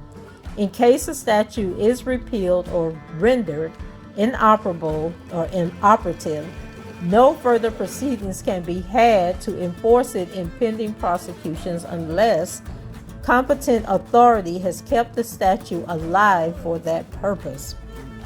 In 2015, Section 12290 of the California Health and Safety Code provided, except in provided in Section 12291, or in the case of the removal of an afflicted person in a manner the least dangerous to the public health, any person afflicted with any contagious, infectious, or communicable disease who willfully exposes himself or herself to another person, and any person who willingly exposes another person afflicted with the disease to someone else is guilty of a misdemeanor. The statute was overhauled entirely in 2018 after the California legislature determined that it was antiquated, having been passed during an era of discrimination towards those afflicted with HIV. The current statute bears little to no resemblance to the repealed 2015 version, least of all because it now requires a showing of a specific intent to transmit the disease. Although repealed or inoperative, the government proposed a jury instruction that attempted to reflect the elements of the 2015 statute. Apparently, recognizing that the 2015 statute was unconstitutionally vague in any event, the government stepped into the shoes of the legislature and rewrote the statute to save it from a constitutional challenge. Thus, the government not only charged defendant with a repealed statute, but rewrote it in clear violation of various constitutional provisions, including the separations of power clause and principles of comity. Defendant's jury was instructed pursuant to a statute that never existed. A California court has no authority to rewrite a California statute, and neither does a district court sitting in New York. That's me popping my fingers, y'all. Them heifers in the Eastern District of New York. I'm telling you, and I've said this before, and I will keep saying it, that when 50 Cent is writing them scenes in Power dealing with the Eastern District of New York, because that's the Sykes and all of them in Power, they work out of the Eastern District of New York. He is mocking the real Eastern District of New York for the shady crap that they do, and we are witnessing it firsthand, how they just do whatever they want to do to try and make stuff stick because they think everybody is dumb and stupid. So even if the government had the authority to charge defendant under the 2015 version of Section 12290 of the California Health and Safety Code, the statute does not pass constitutional muster. Most obviously, the statute is void for vagueness both on its face and as applied to the defendant. The doctrine of vagueness guards against arbitrary or discriminatory law enforcement by insisting that a statute provides standards to govern the actions of police officers, prosecutors, jurors, and judges. Sessions versus DeMaya from 2017. As written, the 2015 law fails to provide adequate definitions that put individuals with any chronic and potentially contagious diseases on notice of what amounts to criminal conduct, including communicable diseases that are not sexually transmitted. By way of example, nearly 50% of the population has herpes simplex 1, a communicable disease.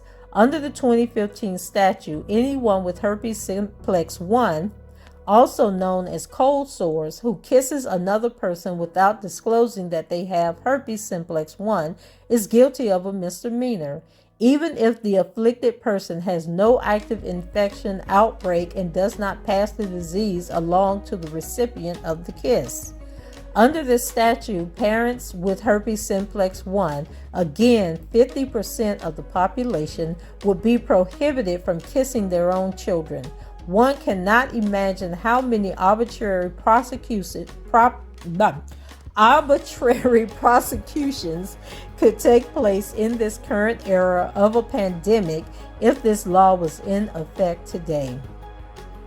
Even if the elements of the statute were, as the government alleged, insufficient evidence existed to sustain the charge. The government did not prove that defendant was contagious, infected, or had the capacity to transmit herpes during the sexual encounter he had with Jane in May 2015. Pop, pop, pop.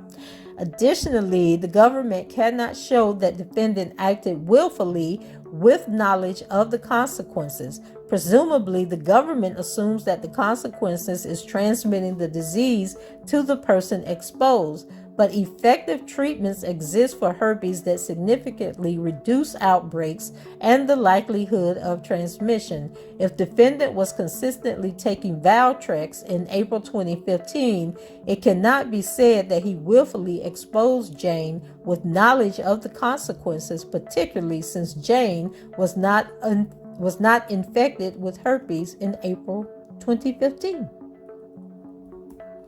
Let me read that again.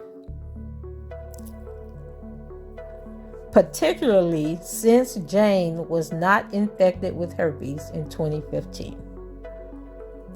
Let me read that again. Particularly since Jane was not infected with herpes in 2015. Okay. The Racketeering Act cannot be sustained where it was based on a repealed law, was rewritten, and was facially unconstitutional in any event. B. Racketeering Act 8B, coercion or enticement. The government alternatively argues that defendant is guilty of the Mann Act stemming from his April trip to California because defendant knowingly persuaded, induced, enticed, or coerced Jane to travel to California. Insufficient evidence exists to prove that defendant took any action to induce, persuade, entice, or coerce Jane into traveling to California in April through May 2015. Quite the opposite. The record shows that, why I keep saying Jane, y'all, is Azriel. Azriel's mother purposefully and strategically enticed defendant with her 17-year-old daughter, comparing her to Aaliyah at various points. And then they have GX 233. The government takes great umbrage to this characterization, but the record speaks for itself. Although defense counsel did not make much use of it, government's exhibit 233 offers powerful evidence showing that the defendant had no reason to induce, persuade, entice, or coerce Azriel into going to California with him. Text messages introduced by the government show that Azriel, with the guidance of her mother, enticed the defendant. Let me read that again. Text messages introduced by the government show that Jane, aka Azriel, with the guidance of her mother, who would be Alice Clary, wife of Angelo Clary, enticed the defendant. Okay, they enticed him, who reasonably believed that Azriel was 18 years old, to bring her to California. In short, when Azriel traveled to meet the defendant in California in April through May, she required no enticement, persuasion, or encouragement of any kind. On April 11, 2015, Azriel attended one of the defendant's concerts in Orlando, Florida. After the show, someone provided Azriel with the defendant's phone number. Azriel attempted to text the number on the phone and gave the paper to her mother. Although Azriel did not reach the defendant, Azriel's mother, Alice, began texting the defendant, posing as her 17-year-old daughter. Azriel eventually communicated directly with the defendant via FaceTime and told the defendant she was 18 years of age. On April 20th, 2015, Azriel's mother, Alice, still posing as Azriel, initiated text messages with the defendant and arranged for Azriel to meet the defendant at a hotel in Orlando. Government's Exhibit 233 showed that Azriel and her mother knew from the start that the defendant was interested in Azriel sexually, believing that she was of legally consenting age. Before Azriel's first meeting with the defendant, Azriel's mother texted Azriel stating, "This man trying to screw, but I'm trying to make it business. He knows you're a singer, but he ain't playing. He want to FT. Fuck tonight." That's what Alice said to her daughter, child. We can't make this up. All right, let me read that to y'all again. Before Azriel's first meeting with the defendant, Azriel's mother, Alice, texted Azriel stating, quote, "This man trying to screw, but I'm trying to make it business. He knows you're a singer, but he ain't playing. He want to FT." And then in parentheses, it says, "fuck tonight." Government Exhibit 233. It was in the record, y'all. It was in the record. Okay. Despite that Azriel and her mother were on notice that defendant was interested in Azriel sexually, Azriel's mother encouraged Azriel to meet the defendant. She told Azriel to keep defendant's curiosity piqued and advised her about what she should wear to effectively entice him. During her in-court testimony, Azriel testified that she went to meet defendant solely to audition for him, but her contemporaneous text messages reveal that Azriel was more interested in defendant for personal and romantic reasons. Azriel texted her mother, "Ah, he's so fine." Azriel texted her mama, Alice, "Ah, he's so fine." That's in quotations. That means that's what she typed in the text message.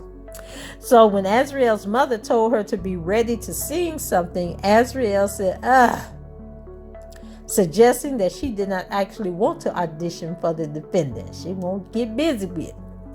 So Azriel's mother encouraged Azriel to tease the defendant, but not to do anything sexual with him, since he would then lose interest in her. Believing that he was speaking to an 18-year-old Azriel, the defendant texted Azriel's mother that he was staying on the tour bus but was going to get a hotel room for their privacy. Azriel's mother then shared that message with Azriel, texting, "Yep, he said he's staying on the tour bus, but he wants to get a hotel room for just y'all, so y'all can get away from security and managers, etc." And this is Government Exhibit 233, and I'm going to read that to y'all again. "Yep, he said," now this is Alice talking. "Yep, he said he's staying on the tour bus, but he wants to get a hotel room for just y'all, so y'all can get away from security and managers, etc." Government Exhibit 233. So child, Azriel's mother, whose name is Alice, gave Azriel some final advice before she sent daughter to meet defendant, who believed Azriel to be 18 years old. And this is what mama had to say, y'all. Y'all listen up. This is the advice that Alice gave Azriel when she sent her daughter to a hotel at Disney World or in Orlando near Disney World to meet with a 40-something-year-old man in a hotel room. This is what Mama said. This is what Alice said. This is what Angelo's wife said.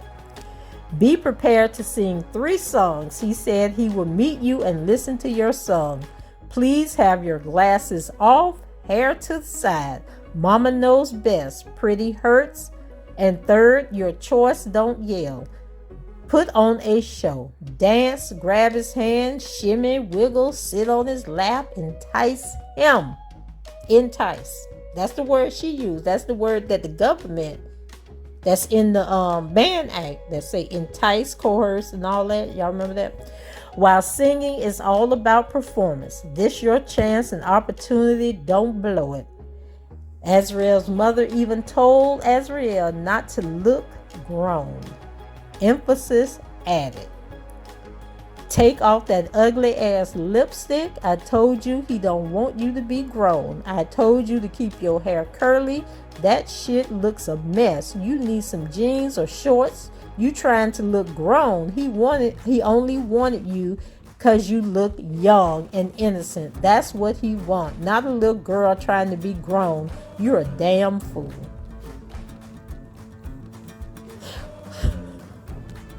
Y'all, wait a minute. Okay, hold on a second. Oh, Jesus. Let me go back and read this to y'all again, because I don't think y'all heard that conversation. This is what Alice told Azriel. Alice, the mama, told 17-year-old daughter Azriel. This is what the mama said. This is what I'm about to read. This is what Alice said, okay? Be prepared to sing 3 songs. He said he will meet you and listen to your song. Please have your glasses off. Have your glasses off. Hair swoop to the side. Mama knows best. Pretty hurts. And third, your choice. Don't yell. What she was gonna yell about? Alice. Okay. Mama knows best. Pretty hurts. And third, your choice.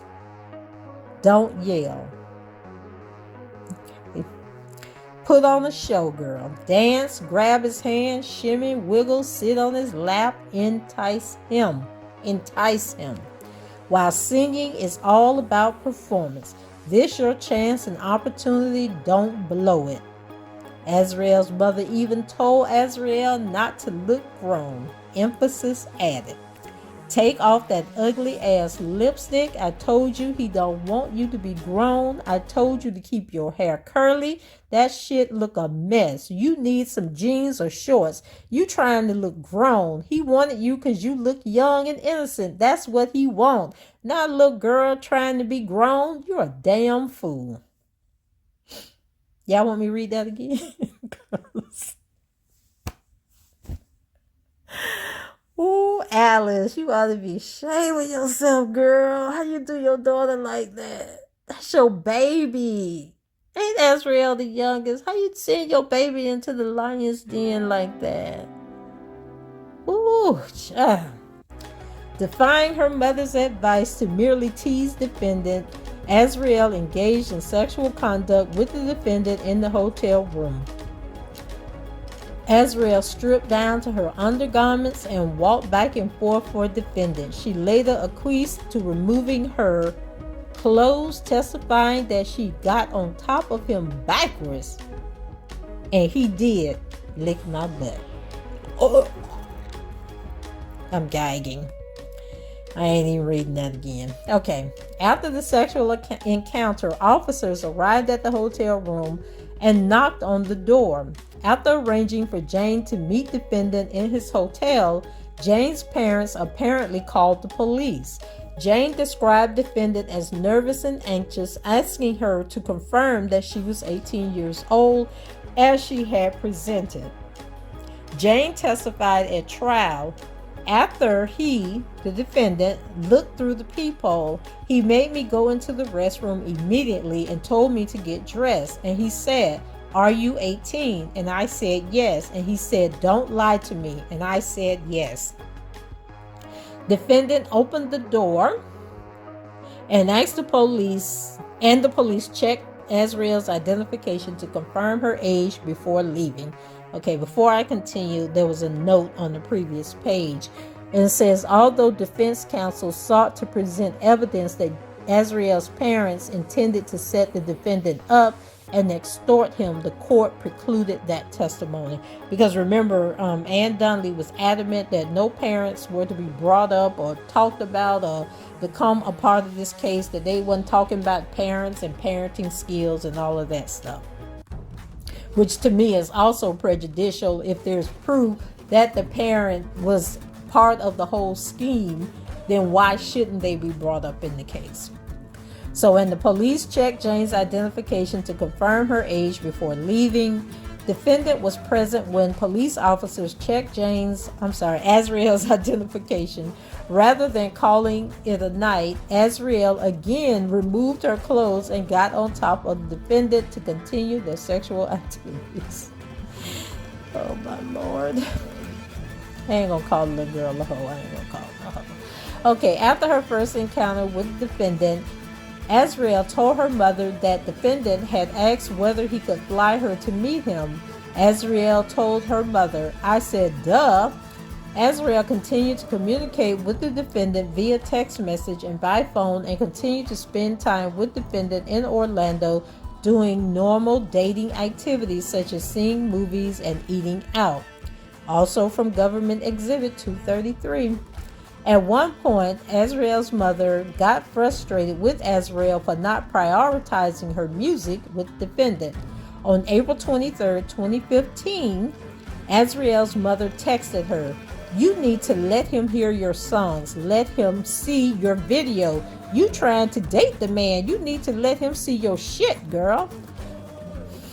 Azriel's mother also continued to encourage Azriel's relationship with defendant, telling her to be a little feisty, stating, he married Aaliyah because she was feisty. She didn't let him run over her. You need to be different than the rest.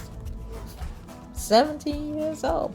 Okay, later that evening, Azriel's mother texted Azriel, you are silly. That man ain't trying to do nothing with you musically. He wanna fuck, period, because he like young girls. Azriel reassured her mother that the defendant was willing to look at her performances and was patiently waiting to look at some of her videos that her mother had emailed her. On April 24, 2015, after the defendant had left Orlando, Azriel's mother instructed Azriel, you better be texting him so you will stay on his mind. Later that day, Azriel texted her mother about flying out to see defendant in California. Azriel, and I talked to R. Kelly. Alice, yeah, about what? Azriel, laughing my ass off about flying me out. Alice, oh really? When? Azriel, yeah, whenever I tell him he can. Tomorrow if I choose. Alice, oh yeah? Okay, so on April 28, 2015, Azriel traveled to Los Angeles, California to meet defendant with the knowledge and consent of her parents. And that was in Government Exhibit 233 as well. Azriel continued to text with her mother once in Los Angeles. At one point, her mother told her, quote unquote, he going to be in your room butt naked with one of his songs playing, laugh out loud. You know what? I'm gonna send this to Grady Judd. Grady Judd is the sheriff of Polk County, where I believe they were. Remember, you guys might not remember, but there's a video of Grady Judd doing a press conference when I think it was when Surviving R. Kelly was being promoted, and people, the reporters had went to him and it's like, okay, one of these people mentioned in this documentary is from your area. Do you have any police reports?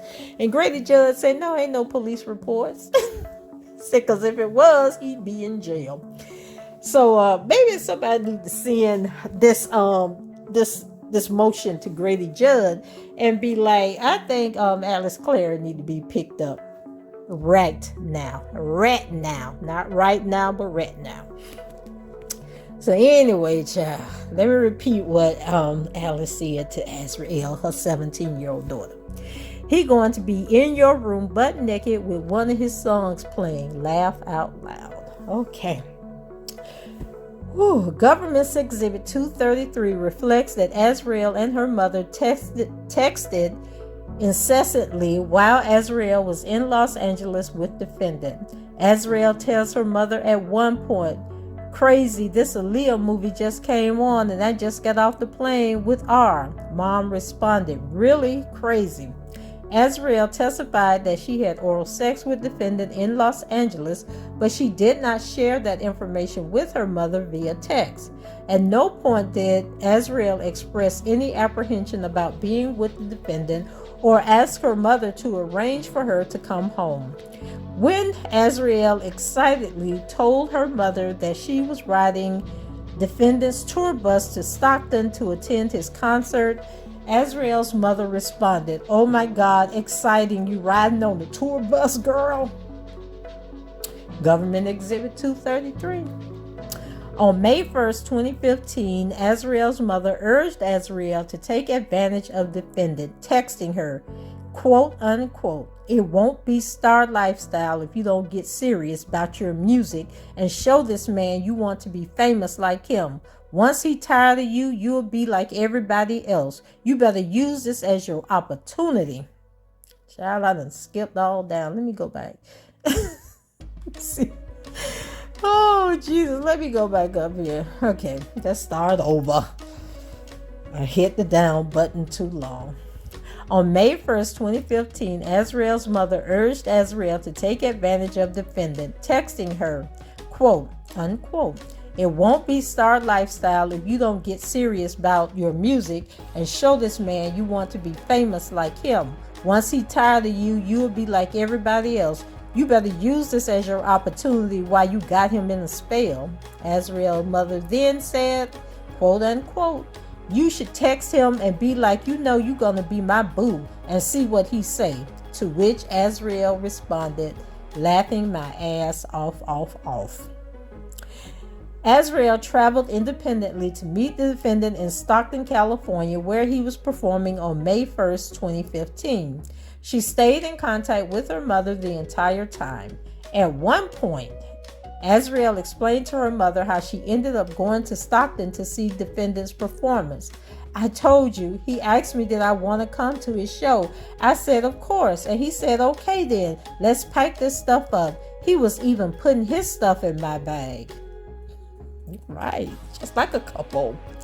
Azriel and her mother remained in constant communication before the defendant's show. Azriel's mother instructed her about what to wear and made suggestions about how she should behave at defendant's show. "I would blow him little kisses and wink at him and bite the tip of my finger, mess with him real good, do something seductive, then make a silly face, laugh out loud." Azriel and her mother continued to text throughout defendant's performance. At one point, Azriel and her mother exchanged the following text. Azriel, "He's singing this whole show to me. Mom, laugh out loud, too funny. Azriel, for real. Azriel, laughing my ass off. Azriel, this man in love. Mom, oh my God, you're gonna marry him and have his babies. Also, Mom, laugh out loud, my son-in-law gonna be older than me. Mom, too dang funny. Azriel, laughing my ass off. Oh, Mom, well, you better get signed first, then married second, girl. Mom, he gonna seduce you tonight. Azriel, laugh out loud. Mom, you have to give him a message before he go to bed. Azriel, laughing my ass off. No, I doubt it. Mom, girl, you better or he will get someone else to do. Oh, God. Okay, Azriel Clary, who was 17 at the time that this exchange took place, her mammy said, "Girl, you better or he will get someone else too." That's what Alice said, y'all. So Azriel's mother continued to encourage her to seduce defendant. At one point, Azriel told her mother that she caught feelings for the defendant. According to Azriel, she and defendant had sexual intercourse for the first time after the concert. At no point during her travels with defendant in California in April and May 2015 did Azriel disclose that she was 17 years of age or that she lied to him about her age. After the trip to California, Azriel traveled to meet defendant in Las Vegas where he was performing. No rational juror could conclude that the defendant enticed, persuaded, induced, or coerced Azriel to travel to California. Azriel's contemporaneous conversations with her mother showed that defendant invited Azriel to join him and she excitedly accepted. When her mother asked her when he asked her to travel, Azriel told her mother, "Whenever I tell him I can, tomorrow if I choose. Tomorrow if I choose." Referring to Azriel, and this is Government Exhibit 233, by her own admission, Azriel chose to travel with defendant because she wanted to and her mother encouraged her.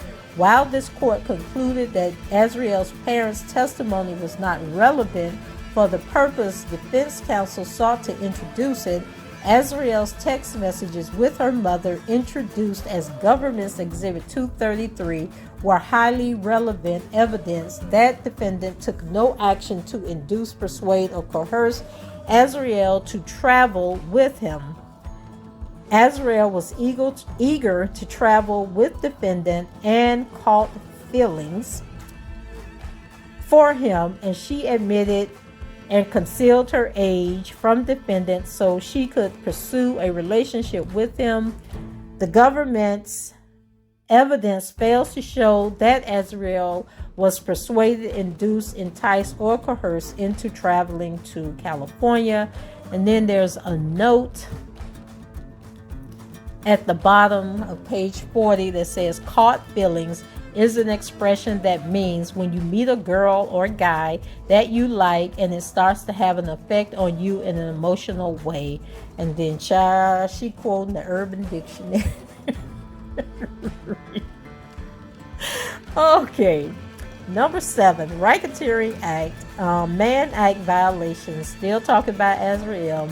The government charged defendant with 4 Mann Act violations stemming from a trip with Azriel to California between September 2015 and October 2015, 2 months before her 18th birthday. According to Azriel, she disclosed her true age, 17 years of age, prior to this trip. The government's evidence is insufficient as to these Mann Act violations. A. Racketeering Acts 9A, transportation. For the same reasons argued in connection with Racketeering Act 8A, the government failed to prove beyond a reasonable doubt that the defendant, 1, transported Azriel with the intent of exposing her to herpes in September through October 2015, and 2, committed a violation of California Health and Safety Code, Section 12290, by proof beyond a reasonable doubt. The arguments set forth supra are equally applicable Racketeering Act 9A. B. Racketeering Act 9B, coercion or enticement. Insufficient evidence exists to prove that the defendant committed Racketeering Act 9B. By all accounts, defendant and Azriel were in a serious and legal relationship based in Illinois, where defendant resided in fall 2015. Although Azriel testified that she told defendant her true age after the summer in 2015, the record does not reflect precisely when she told defendant her true age. As such, the government failed to show that defendant possessed the requisite mens rea to sustain a charge of unlawful sexual intercourse with a person under 18 years old under the California Penal Code in September or October 2015. Furthermore, the record is devoid of evidence that defendant took any action to induce, persuade, entice, or coerce Azriel into traveling to California between September and October 2015. Critically, when defendant learned that Azriel had lied about her age, he sent her home to Florida. Azriel returned to Chicago with her parents' consent. Although it is true that Azriel's parents did not have the authority to consent to any illegal sexual activity between Azriel and the defendant, their permission to allow her to stay with defendant is reflective of Azriel's desire to continue her relationship with defendant. Azriel offered no testimony to suggest that she was coerced or enticed into traveling to California in fall 2015.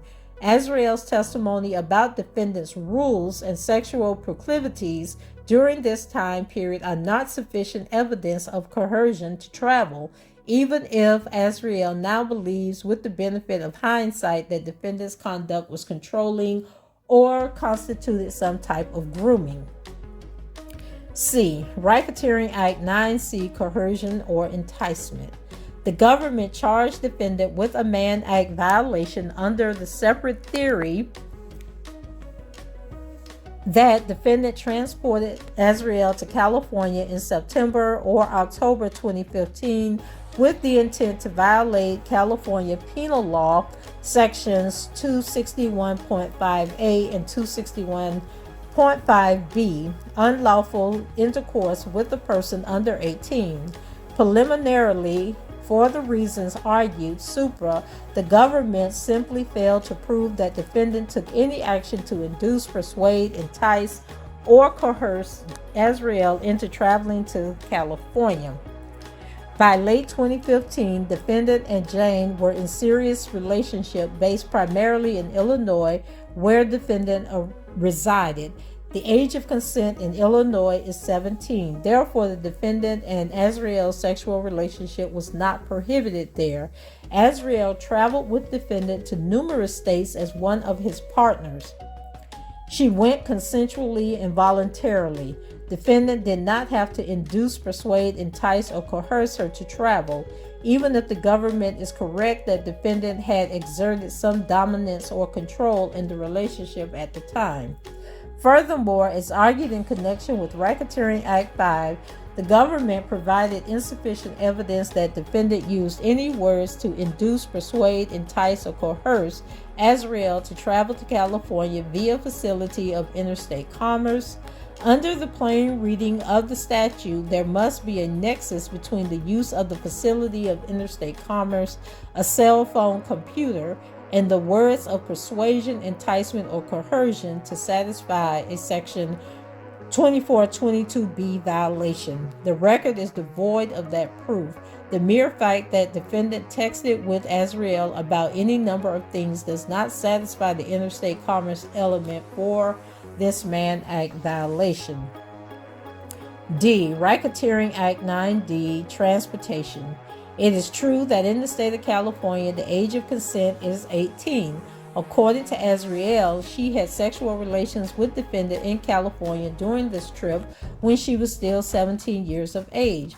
However, the government failed to prove defendant guilty of the Mann Act under this theory, where defendant's motivating purpose in traveling to California was not to have sex with Azriel. Defendant and Azriel had a consensual and legal sexual relationship in Illinois. Defendant's purpose in traveling to California was to perform, and he arranged for his girlfriend to go with him. If defendant had sexual relations with Azriel in California in September and October, it was purely incidental to the purpose of the trip, as Azriel herself testified when asked. Question: and while you were 17, did you take additional trips to California with defendant? Azriel: yes, I did.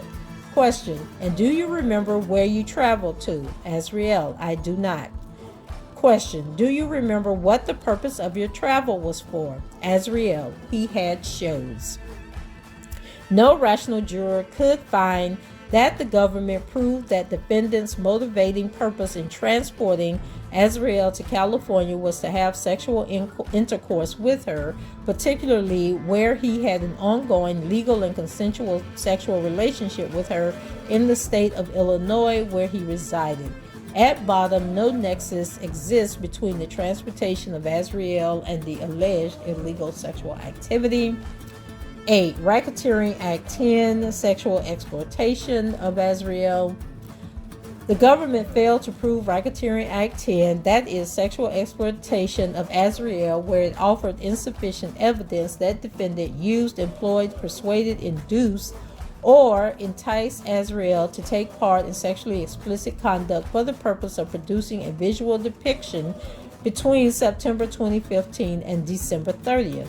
The government contends that prior to Azriel's 18th birthday, defendant recorded his sexual experiences with her in California.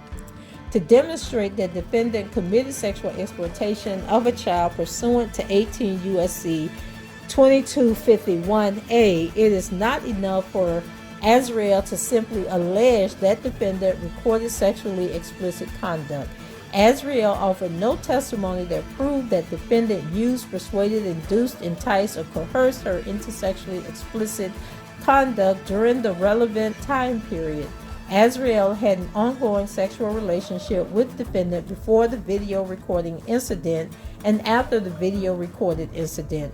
Although Azriel seems to regret those experiences, she did not offer sufficient evidence of enticement or coercion. The government must prove that defendant did something more than just film the sexually explicit conduct.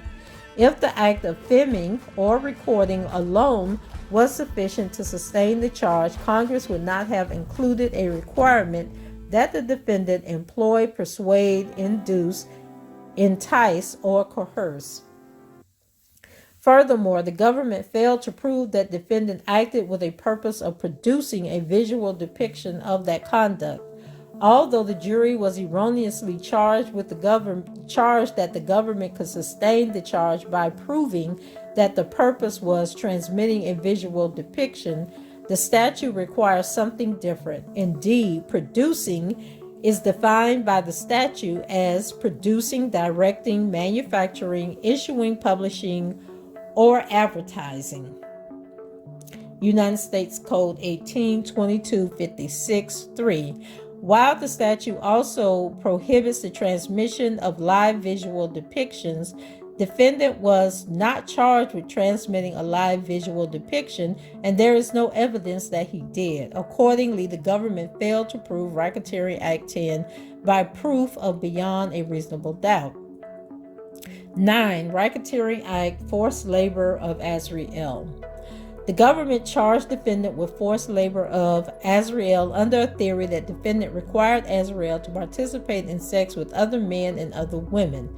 Although at trial, Azriel claimed that she did not want to participate in those activities and that she did not enjoy those activities, that does not mean that Azriel was forced to participate in those activities. If Azriel refuses even now to allege that she was forced by threats of violence to engage in certain sex acts, it is unclear why the government believes she was. Again, belatedly acknowledging that one really did not want to participate in the conduct is not the equivalent of being forced. The record is devoid of any evidence that Azriel was forced within the meaning of the statute to have sex with individuals other than the defendant, or that she was prohibited in any way from extricating herself from the relationship. The government's evidence that Azriel was forced to participate in these sexual acts consisted of Alex, aka nephew, testimony that some women he had sex with were zombie-ish, and that defendant had directed women other than Azriel to participate in group sex. Rather than point the jury to specific evidence from Azriel's testimony that reflected that she had been forced to participate in these activities through violence, restraint, or threat of violence, the government argued that defendant had directed Dominique to have sexual intercourse with Alex. While the government was permitted to offer an extraordinary amount of uncharged bad act evidence for various purposes, such evidence cannot supplant the government's burden to show that Azriel herself was forced to participate in group sex acts. The evidence offered was insufficient proof of the offense of forced labor. As discussed in connection with Racketeering Act 6, the government cannot establish the offense of forced labor by simply showing that defendant and Azriel had a sexual relationship that some might consider abusive. The government was required to establish a causal link between the group sex acts and threats of physical violence. It failed to do so. 10. Racketeering Act 12. Mann Act violation. United States Code 18, Section 2421A and 2422A. The government charged that defendant either transported or persuaded, induced, enticed, or coerced Faith to travel. Okay, now they moved on to Faith. I'm sorry. Faith to travel to New York with the purpose of knowingly exposing her to an infectious venereal disease under New York Public Health Law Section 2307 and reckless endangerment pursuant to New York Penal Law Section 120.20. The government failed to prove Mann Act violations under Section 2421A and 2422, where it offered insufficient evidence that defendant 1. Transported Faith with the intent of exposing her to herpes, or 2. Persuaded, induced, enticed, or coerced Faith to travel to New York with the intent of exposing her to herpes. Separately, the government failed to prove that defendant committed the offense of reckless endangerment or a violation of New York Public Health Law Section 2307, which is unconstitutional in any event, both facially and as applied to the defendant. A. Intent. Because there is no link connecting defendant's transportation of Faith with an intent to expose her to herpes, defendant cannot be guilty of a Mann Act violation. As discussed at length supra, the government must prove that the illegal sexual activity is the dominant, significant, or motivating purpose behind the transportation. And then she quotes 1, 2, 3, 4 different cases that I'm not going to read. Because the defendant's purported violation of a New York public health law prohibiting him from exposing a partner to herpes was incidental to Faith's trip rather than a motivating purpose in transporting Faith, the intent requirement of the statute can't be sustained. The government argued to the jury that it should find defendant guilty of a Mann Act violation by merely finding that defendant transported Faith to New York from her hometown in Texas for the purpose of sex. The only remaining issue is whether the sexual activity that he brought her here for was illegal, and it was. The argument is legally flawed. Transporting Faith to New York to have sex would not satisfy the elements of a violation under Section 2421, since the sex act itself was perfectly legal, as Faith was a consenting adult. The activity that was allegedly illegal in New York was exposing Faith to herpes. It is that act that must be motivating purpose behind defendant's transportation of Faith, because the government cannot demonstrate a nexus between defendant's motivation for transporting Faith to New York and the illegal sexual activity. Defendant must be acquitted of the 2421A offense. B. Coercion or enticement. The government alternatively argues that defendant is guilty of the Mann Act stemming from Faith's trip, May 18, 2017, trip to New York, because defendant knowingly persuaded, induced, enticed, or coerced Azriel to travel to New York for the purpose of exposing her to herpes.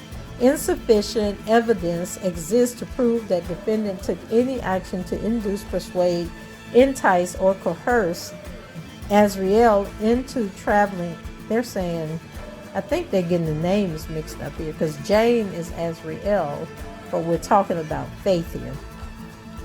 Traveling to New York on May 18, 2017. The evidence shows that defendant invited a grown woman to meet him in New York, and she accepted.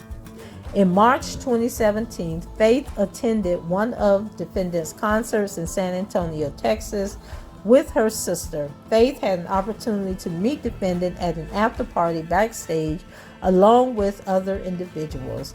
Defendant and Faith had a conversation during the after party, and defendant provided her with his phone number.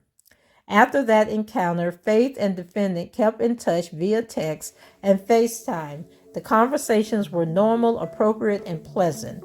Defendant complimented her appearance. Faith testified that defendant referred to himself as Daddy during those conversations. According to Faith, defendant asked to be called by Daddy, and she complied.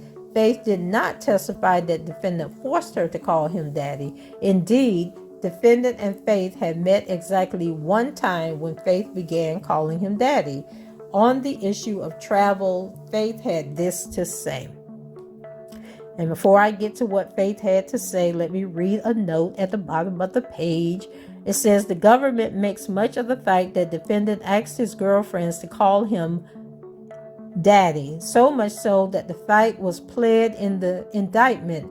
There is nothing inherently criminal or even particularly unusual about the use of the moniker Daddy, particularly in sexual relationships.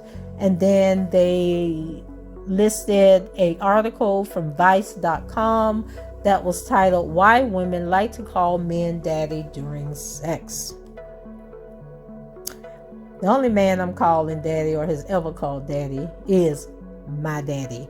But I know a lot of people refer to their men as Daddy, and that is definitely their prerogative. Question: in your communications with the defendant, how, if at all, did the topic of traveling to see him come up? Answer: he had informed me that he was on tour right now, or at the time, he was on tour, so he was just saying his schedule was kind of crazy, but whenever I wanted to come see him, I could. And he just said that he could arrange the days or just let him know when I wanted to come hang out, but that it would be fun. I would get to see, how it is, how he is on tour, things like that. The defendant told Faith that if she wanted to come to his shows, she could contact his assistant and he would arrange it for her.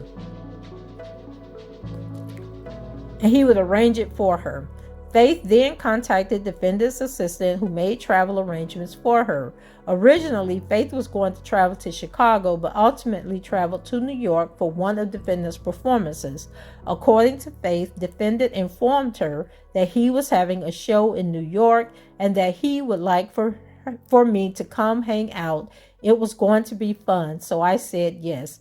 Defendant's assistant arranged her travel, and Faith traveled to New York to attend defendant's performance and hang out. No rational juror could conclude from Faith's testimony that defendant coerced or enticed her to travel to New York for the purpose of giving her herpes. By Faith's account, defendant was polite, generous, and appropriate, leaving it entirely at her discretion to come to New York to attend a concert. Defendant's alleged bad behavior with other women is not sufficient evidence of his specific conduct in connection with Faith. On May 18, 2017, the government routinely asked the jury to find that it had proven elements of the charged offense simply because defendant had, from the government's perspective, been controlling and coercive to other women. Faith's testimony does not establish any conduct on the part of the defendant that shows that he did anything other than invite her to come to his concert in New York, an invitation she accepted. Frankly, if this conduct proves coercion or enticement by proof beyond a reasonable doubt, the government is going to be very busy prosecuting Mann Act violations. Although it seems unlikely that the government has much of an intention of using this provision to prosecute influential, wealthy white men who invite women on fancy trips for the purpose of engaging in sexual activity that those women later decide was unpleasant. All right, now, call it what it is. C. New York Public Health Law Section 2307 and Penal Law 120.20. To sustain the Mann Act violations charged in connection with Faith's travel to visit defendant in New York on February 2nd, 2018, the government must prove that defendant intended to engage in a sexual activity for which he could be charged with criminal offense, pushing the boundaries of its prosecutorial discretion. The government alleged that defendant could have been charged with a violation of New York Public Health Law 2307 and or reckless endangerment because he created a substantial risk of serious physical injury when he had unprotected sex with Faith, knowing that he had herpes. At the outset, Faith did not contract genital herpes from defendant despite her misleading testimony. Let's go back. At the outset, Faith did not contract genital herpes from defendant despite her misleading testimony. After returning from New York, Faith claimed she was diagnosed with herpes type 1 after getting cold sores on her mouth. Nearly 50% of the population has herpes type 1, and it can be contracted in any number of ways, including kissing, sharing a toothbrush, or eating utensils. Cold sores caused by herpes type 1 does not cause a substantial risk of serious physical injury. Presumably, even the government would concede this point. Furthermore, as a matter of law, unprotected sex with someone who has genital herpes does not establish a substantial risk of serious physical injury. According to the City Health Department, 1 in 4 New Yorkers has genital herpes. If sexual intercourse with individuals who merely carry the genital herpes virus carries the substantial risk of serious physical injury, New York City would have an astronomical hospitalization and death rate from the transmission of herpes. Although the government's expert witness identified some serious but unusual health risks associated with the contraction of genital herpes, the offense of reckless endangerment requires a showing of a substantial risk of serious physical injury. Serious physical injury is defined as a person's physical conditions that creates a substantial risk of death or serious and protracted impairment of health. The government did not satisfy this burden. The risk of defendant transmitting genital herpes to Faith is unknown where he did not transmit it to her, and there's no evidence that he was contagious or had an outbreak. If the government could show that defendant had active symptoms of herpes when he had intercourse with Faith, their proofs might be on a better footing. But merely having unprotected sex with someone who carries the virus cannot, as a matter of law, create a substantial risk of serious physical injury. Notably, the government cannot point to a single case that supports the prosecution's expansive reading of the statute. Even if defendant had given Faith genital herpes, the government's evidence would be insufficient to sustain a charge for reckless endangerment. Herpes is not deadly and rarely causes any serious protracted health impairments. Again, the government's expert witness identified rare complications from herpes that could perhaps meet the definition under the reckless endangerment statute, but since those complications carry a low rather than substantial risk of serious physical injury as defined by the statute, the government cannot, as a matter of law, sustain this claim. And then they posted 2 articles dealing with herpes and the stigma of herpes. Separately, New York Public Health Law Section 2307 is unconstitutional facially and as applied for the reasons previously identified by defendant in his motion to strike allegations from count 1 of the superseding indictment and dismiss the remaining counts, docket number 42. Additionally, the statute is void for vagueness as it fails to put the public on notice of what conduct constitutes criminal behavior and authorizes arbitrary and discriminatory enforcement. Sessions versus DeMaya, and that was a case from 2017. 1 in 6 Americans, 1 in 4 New Yorkers suffer from genital herpes. herpes simplex 2. Under the plain reading of this statute, even a person who carries the virus but has been asymptomatic for decades would commit a crime by having sexual intercourse with another. In the absence of a definition of infected, the statute is unconstitutionally vague. While this court seems to assume that infected means having the virus rather than having the ability to transmit it, no authority supports this application, and such an interpretation would lead to arbitrary and discriminatory enforcement. Racketeering Act 13, Forced Labor Faith. No rational jury could conclude, based on the evidence adduced at trial, that defendant knowingly obtained or agreed to obtain any labor or services from Faith on January 13, 2018. A conviction of forced labor under United States Code 18, Section 1589, requires the government to prove beyond a reasonable doubt that 1. The defendant obtained the labor or services of another person, 2. Through inter alia, threats of serious harm, and 3. The defendant acted knowingly. United States versus Marcus, Eastern District of New York, 2007. The language by means of contained in the forced labor statute requires the government to establish a causal link between the labor and services provided by the person and the threat of serious harm. Section 1589 is intended to address serious trafficking or cases where traffickers threaten harm to third persons, restrain their victims without physical violence or injury, or threaten dire consequences by means other than overt violence. The harm or threat of harm, considered from the vantage point of a reasonable person in the place of the victim, must be sufficiently serious to compel that person to remain in her condition of servitude when she would have otherwise left.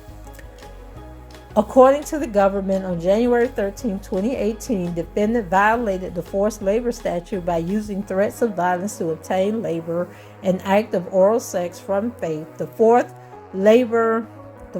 labor statute was not intended to reach isolated conduct like that described by Faith. Faith testified that she traveled to Los Angeles to see defendant, presumably to continue her romantic sexual relationship with the defendant.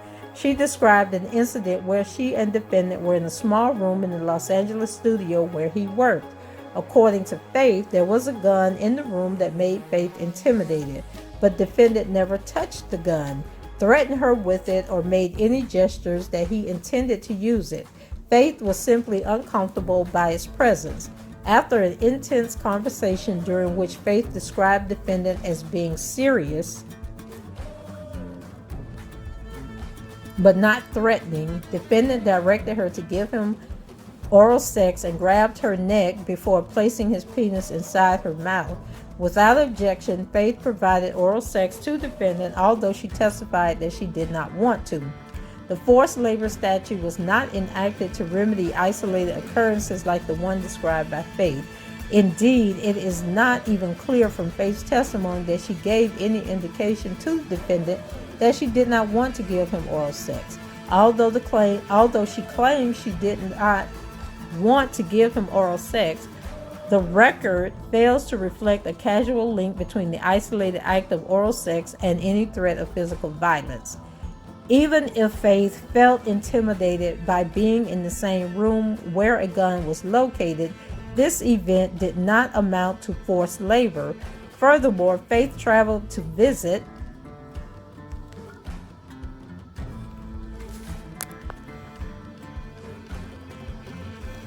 the defendant against, even after this alleged act of forced labor, where she now claims she did not want to participate in the act of oral sex.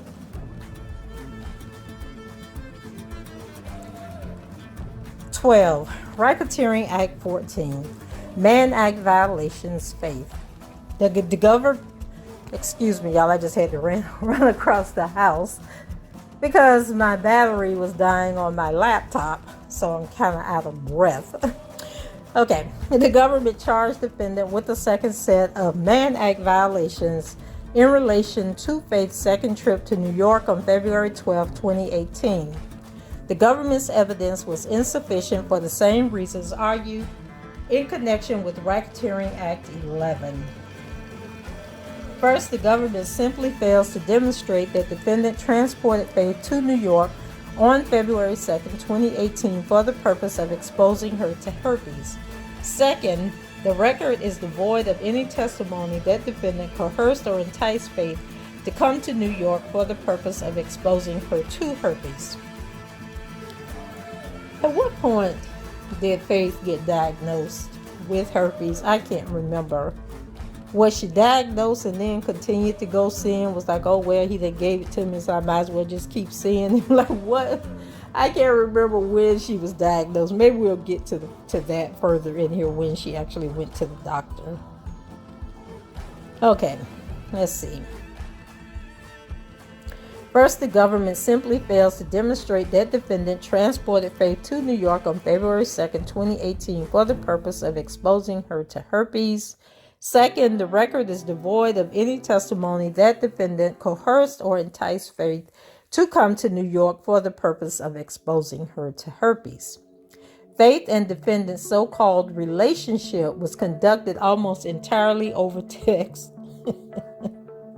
After meeting at defendant's concert in San Antonio, Faith met the defendant face-to-face no more than 5 times. Faith always returned to her home in Texas after her short excursions to visit the defendant. This was a grown woman who made decisions to travel with defendant, not out of fear, coercion, or any type of enticement, but because she wanted to. Faith herself refuses to identify as someone who was forced to do anything. On cross-examination, Faith admitted that she was not a victim and had made a choice to be with the defendant. Question: in one of the podcasts we spoke about this morning, the paper route. On that show, you said during the interview, I don't like the word victim because I don't feel like a victim. I'm a young woman, and let's be clear. I made a choice to be involved with that person. Do I feel like everything he did was right? Hell no. But I had a choice, and that's why I walked away. I did not move in with him. I did not live with him. I did not take any money from him. There is a choice that you have to make. You said that. Answer: correct. So I guess the defense, somebody read that to her, and then she replied that she did say that. Question: you made a choice. Answer: correct. Question: and you're not a victim. Answer: correct. So they were quite, I think that's when the defense was talking to her. Kanik was talking to her. The record is devoid of evidence that proves that defendant coerced or entice Faith to travel to New York in February 2018. The government must prove to some specific words or conduct by the defendant that were coercive or enticing in respect to Faith. An invitation is simply not enough. Accordingly, the government failed to prove Racketeering Act 14. In sum, the government failed to prove the defendant guilty of RICO. 2. The government failed to prove counts 2 through 9 of the indictment. The government charged defendant with 4 freestanding Mann Act charges that mirror Racketeering Acts 8 and 9 related to Azriel for the reasons argued supra, pages 29 through 42. The government failed to prove counts 2 through 5 of the indictment.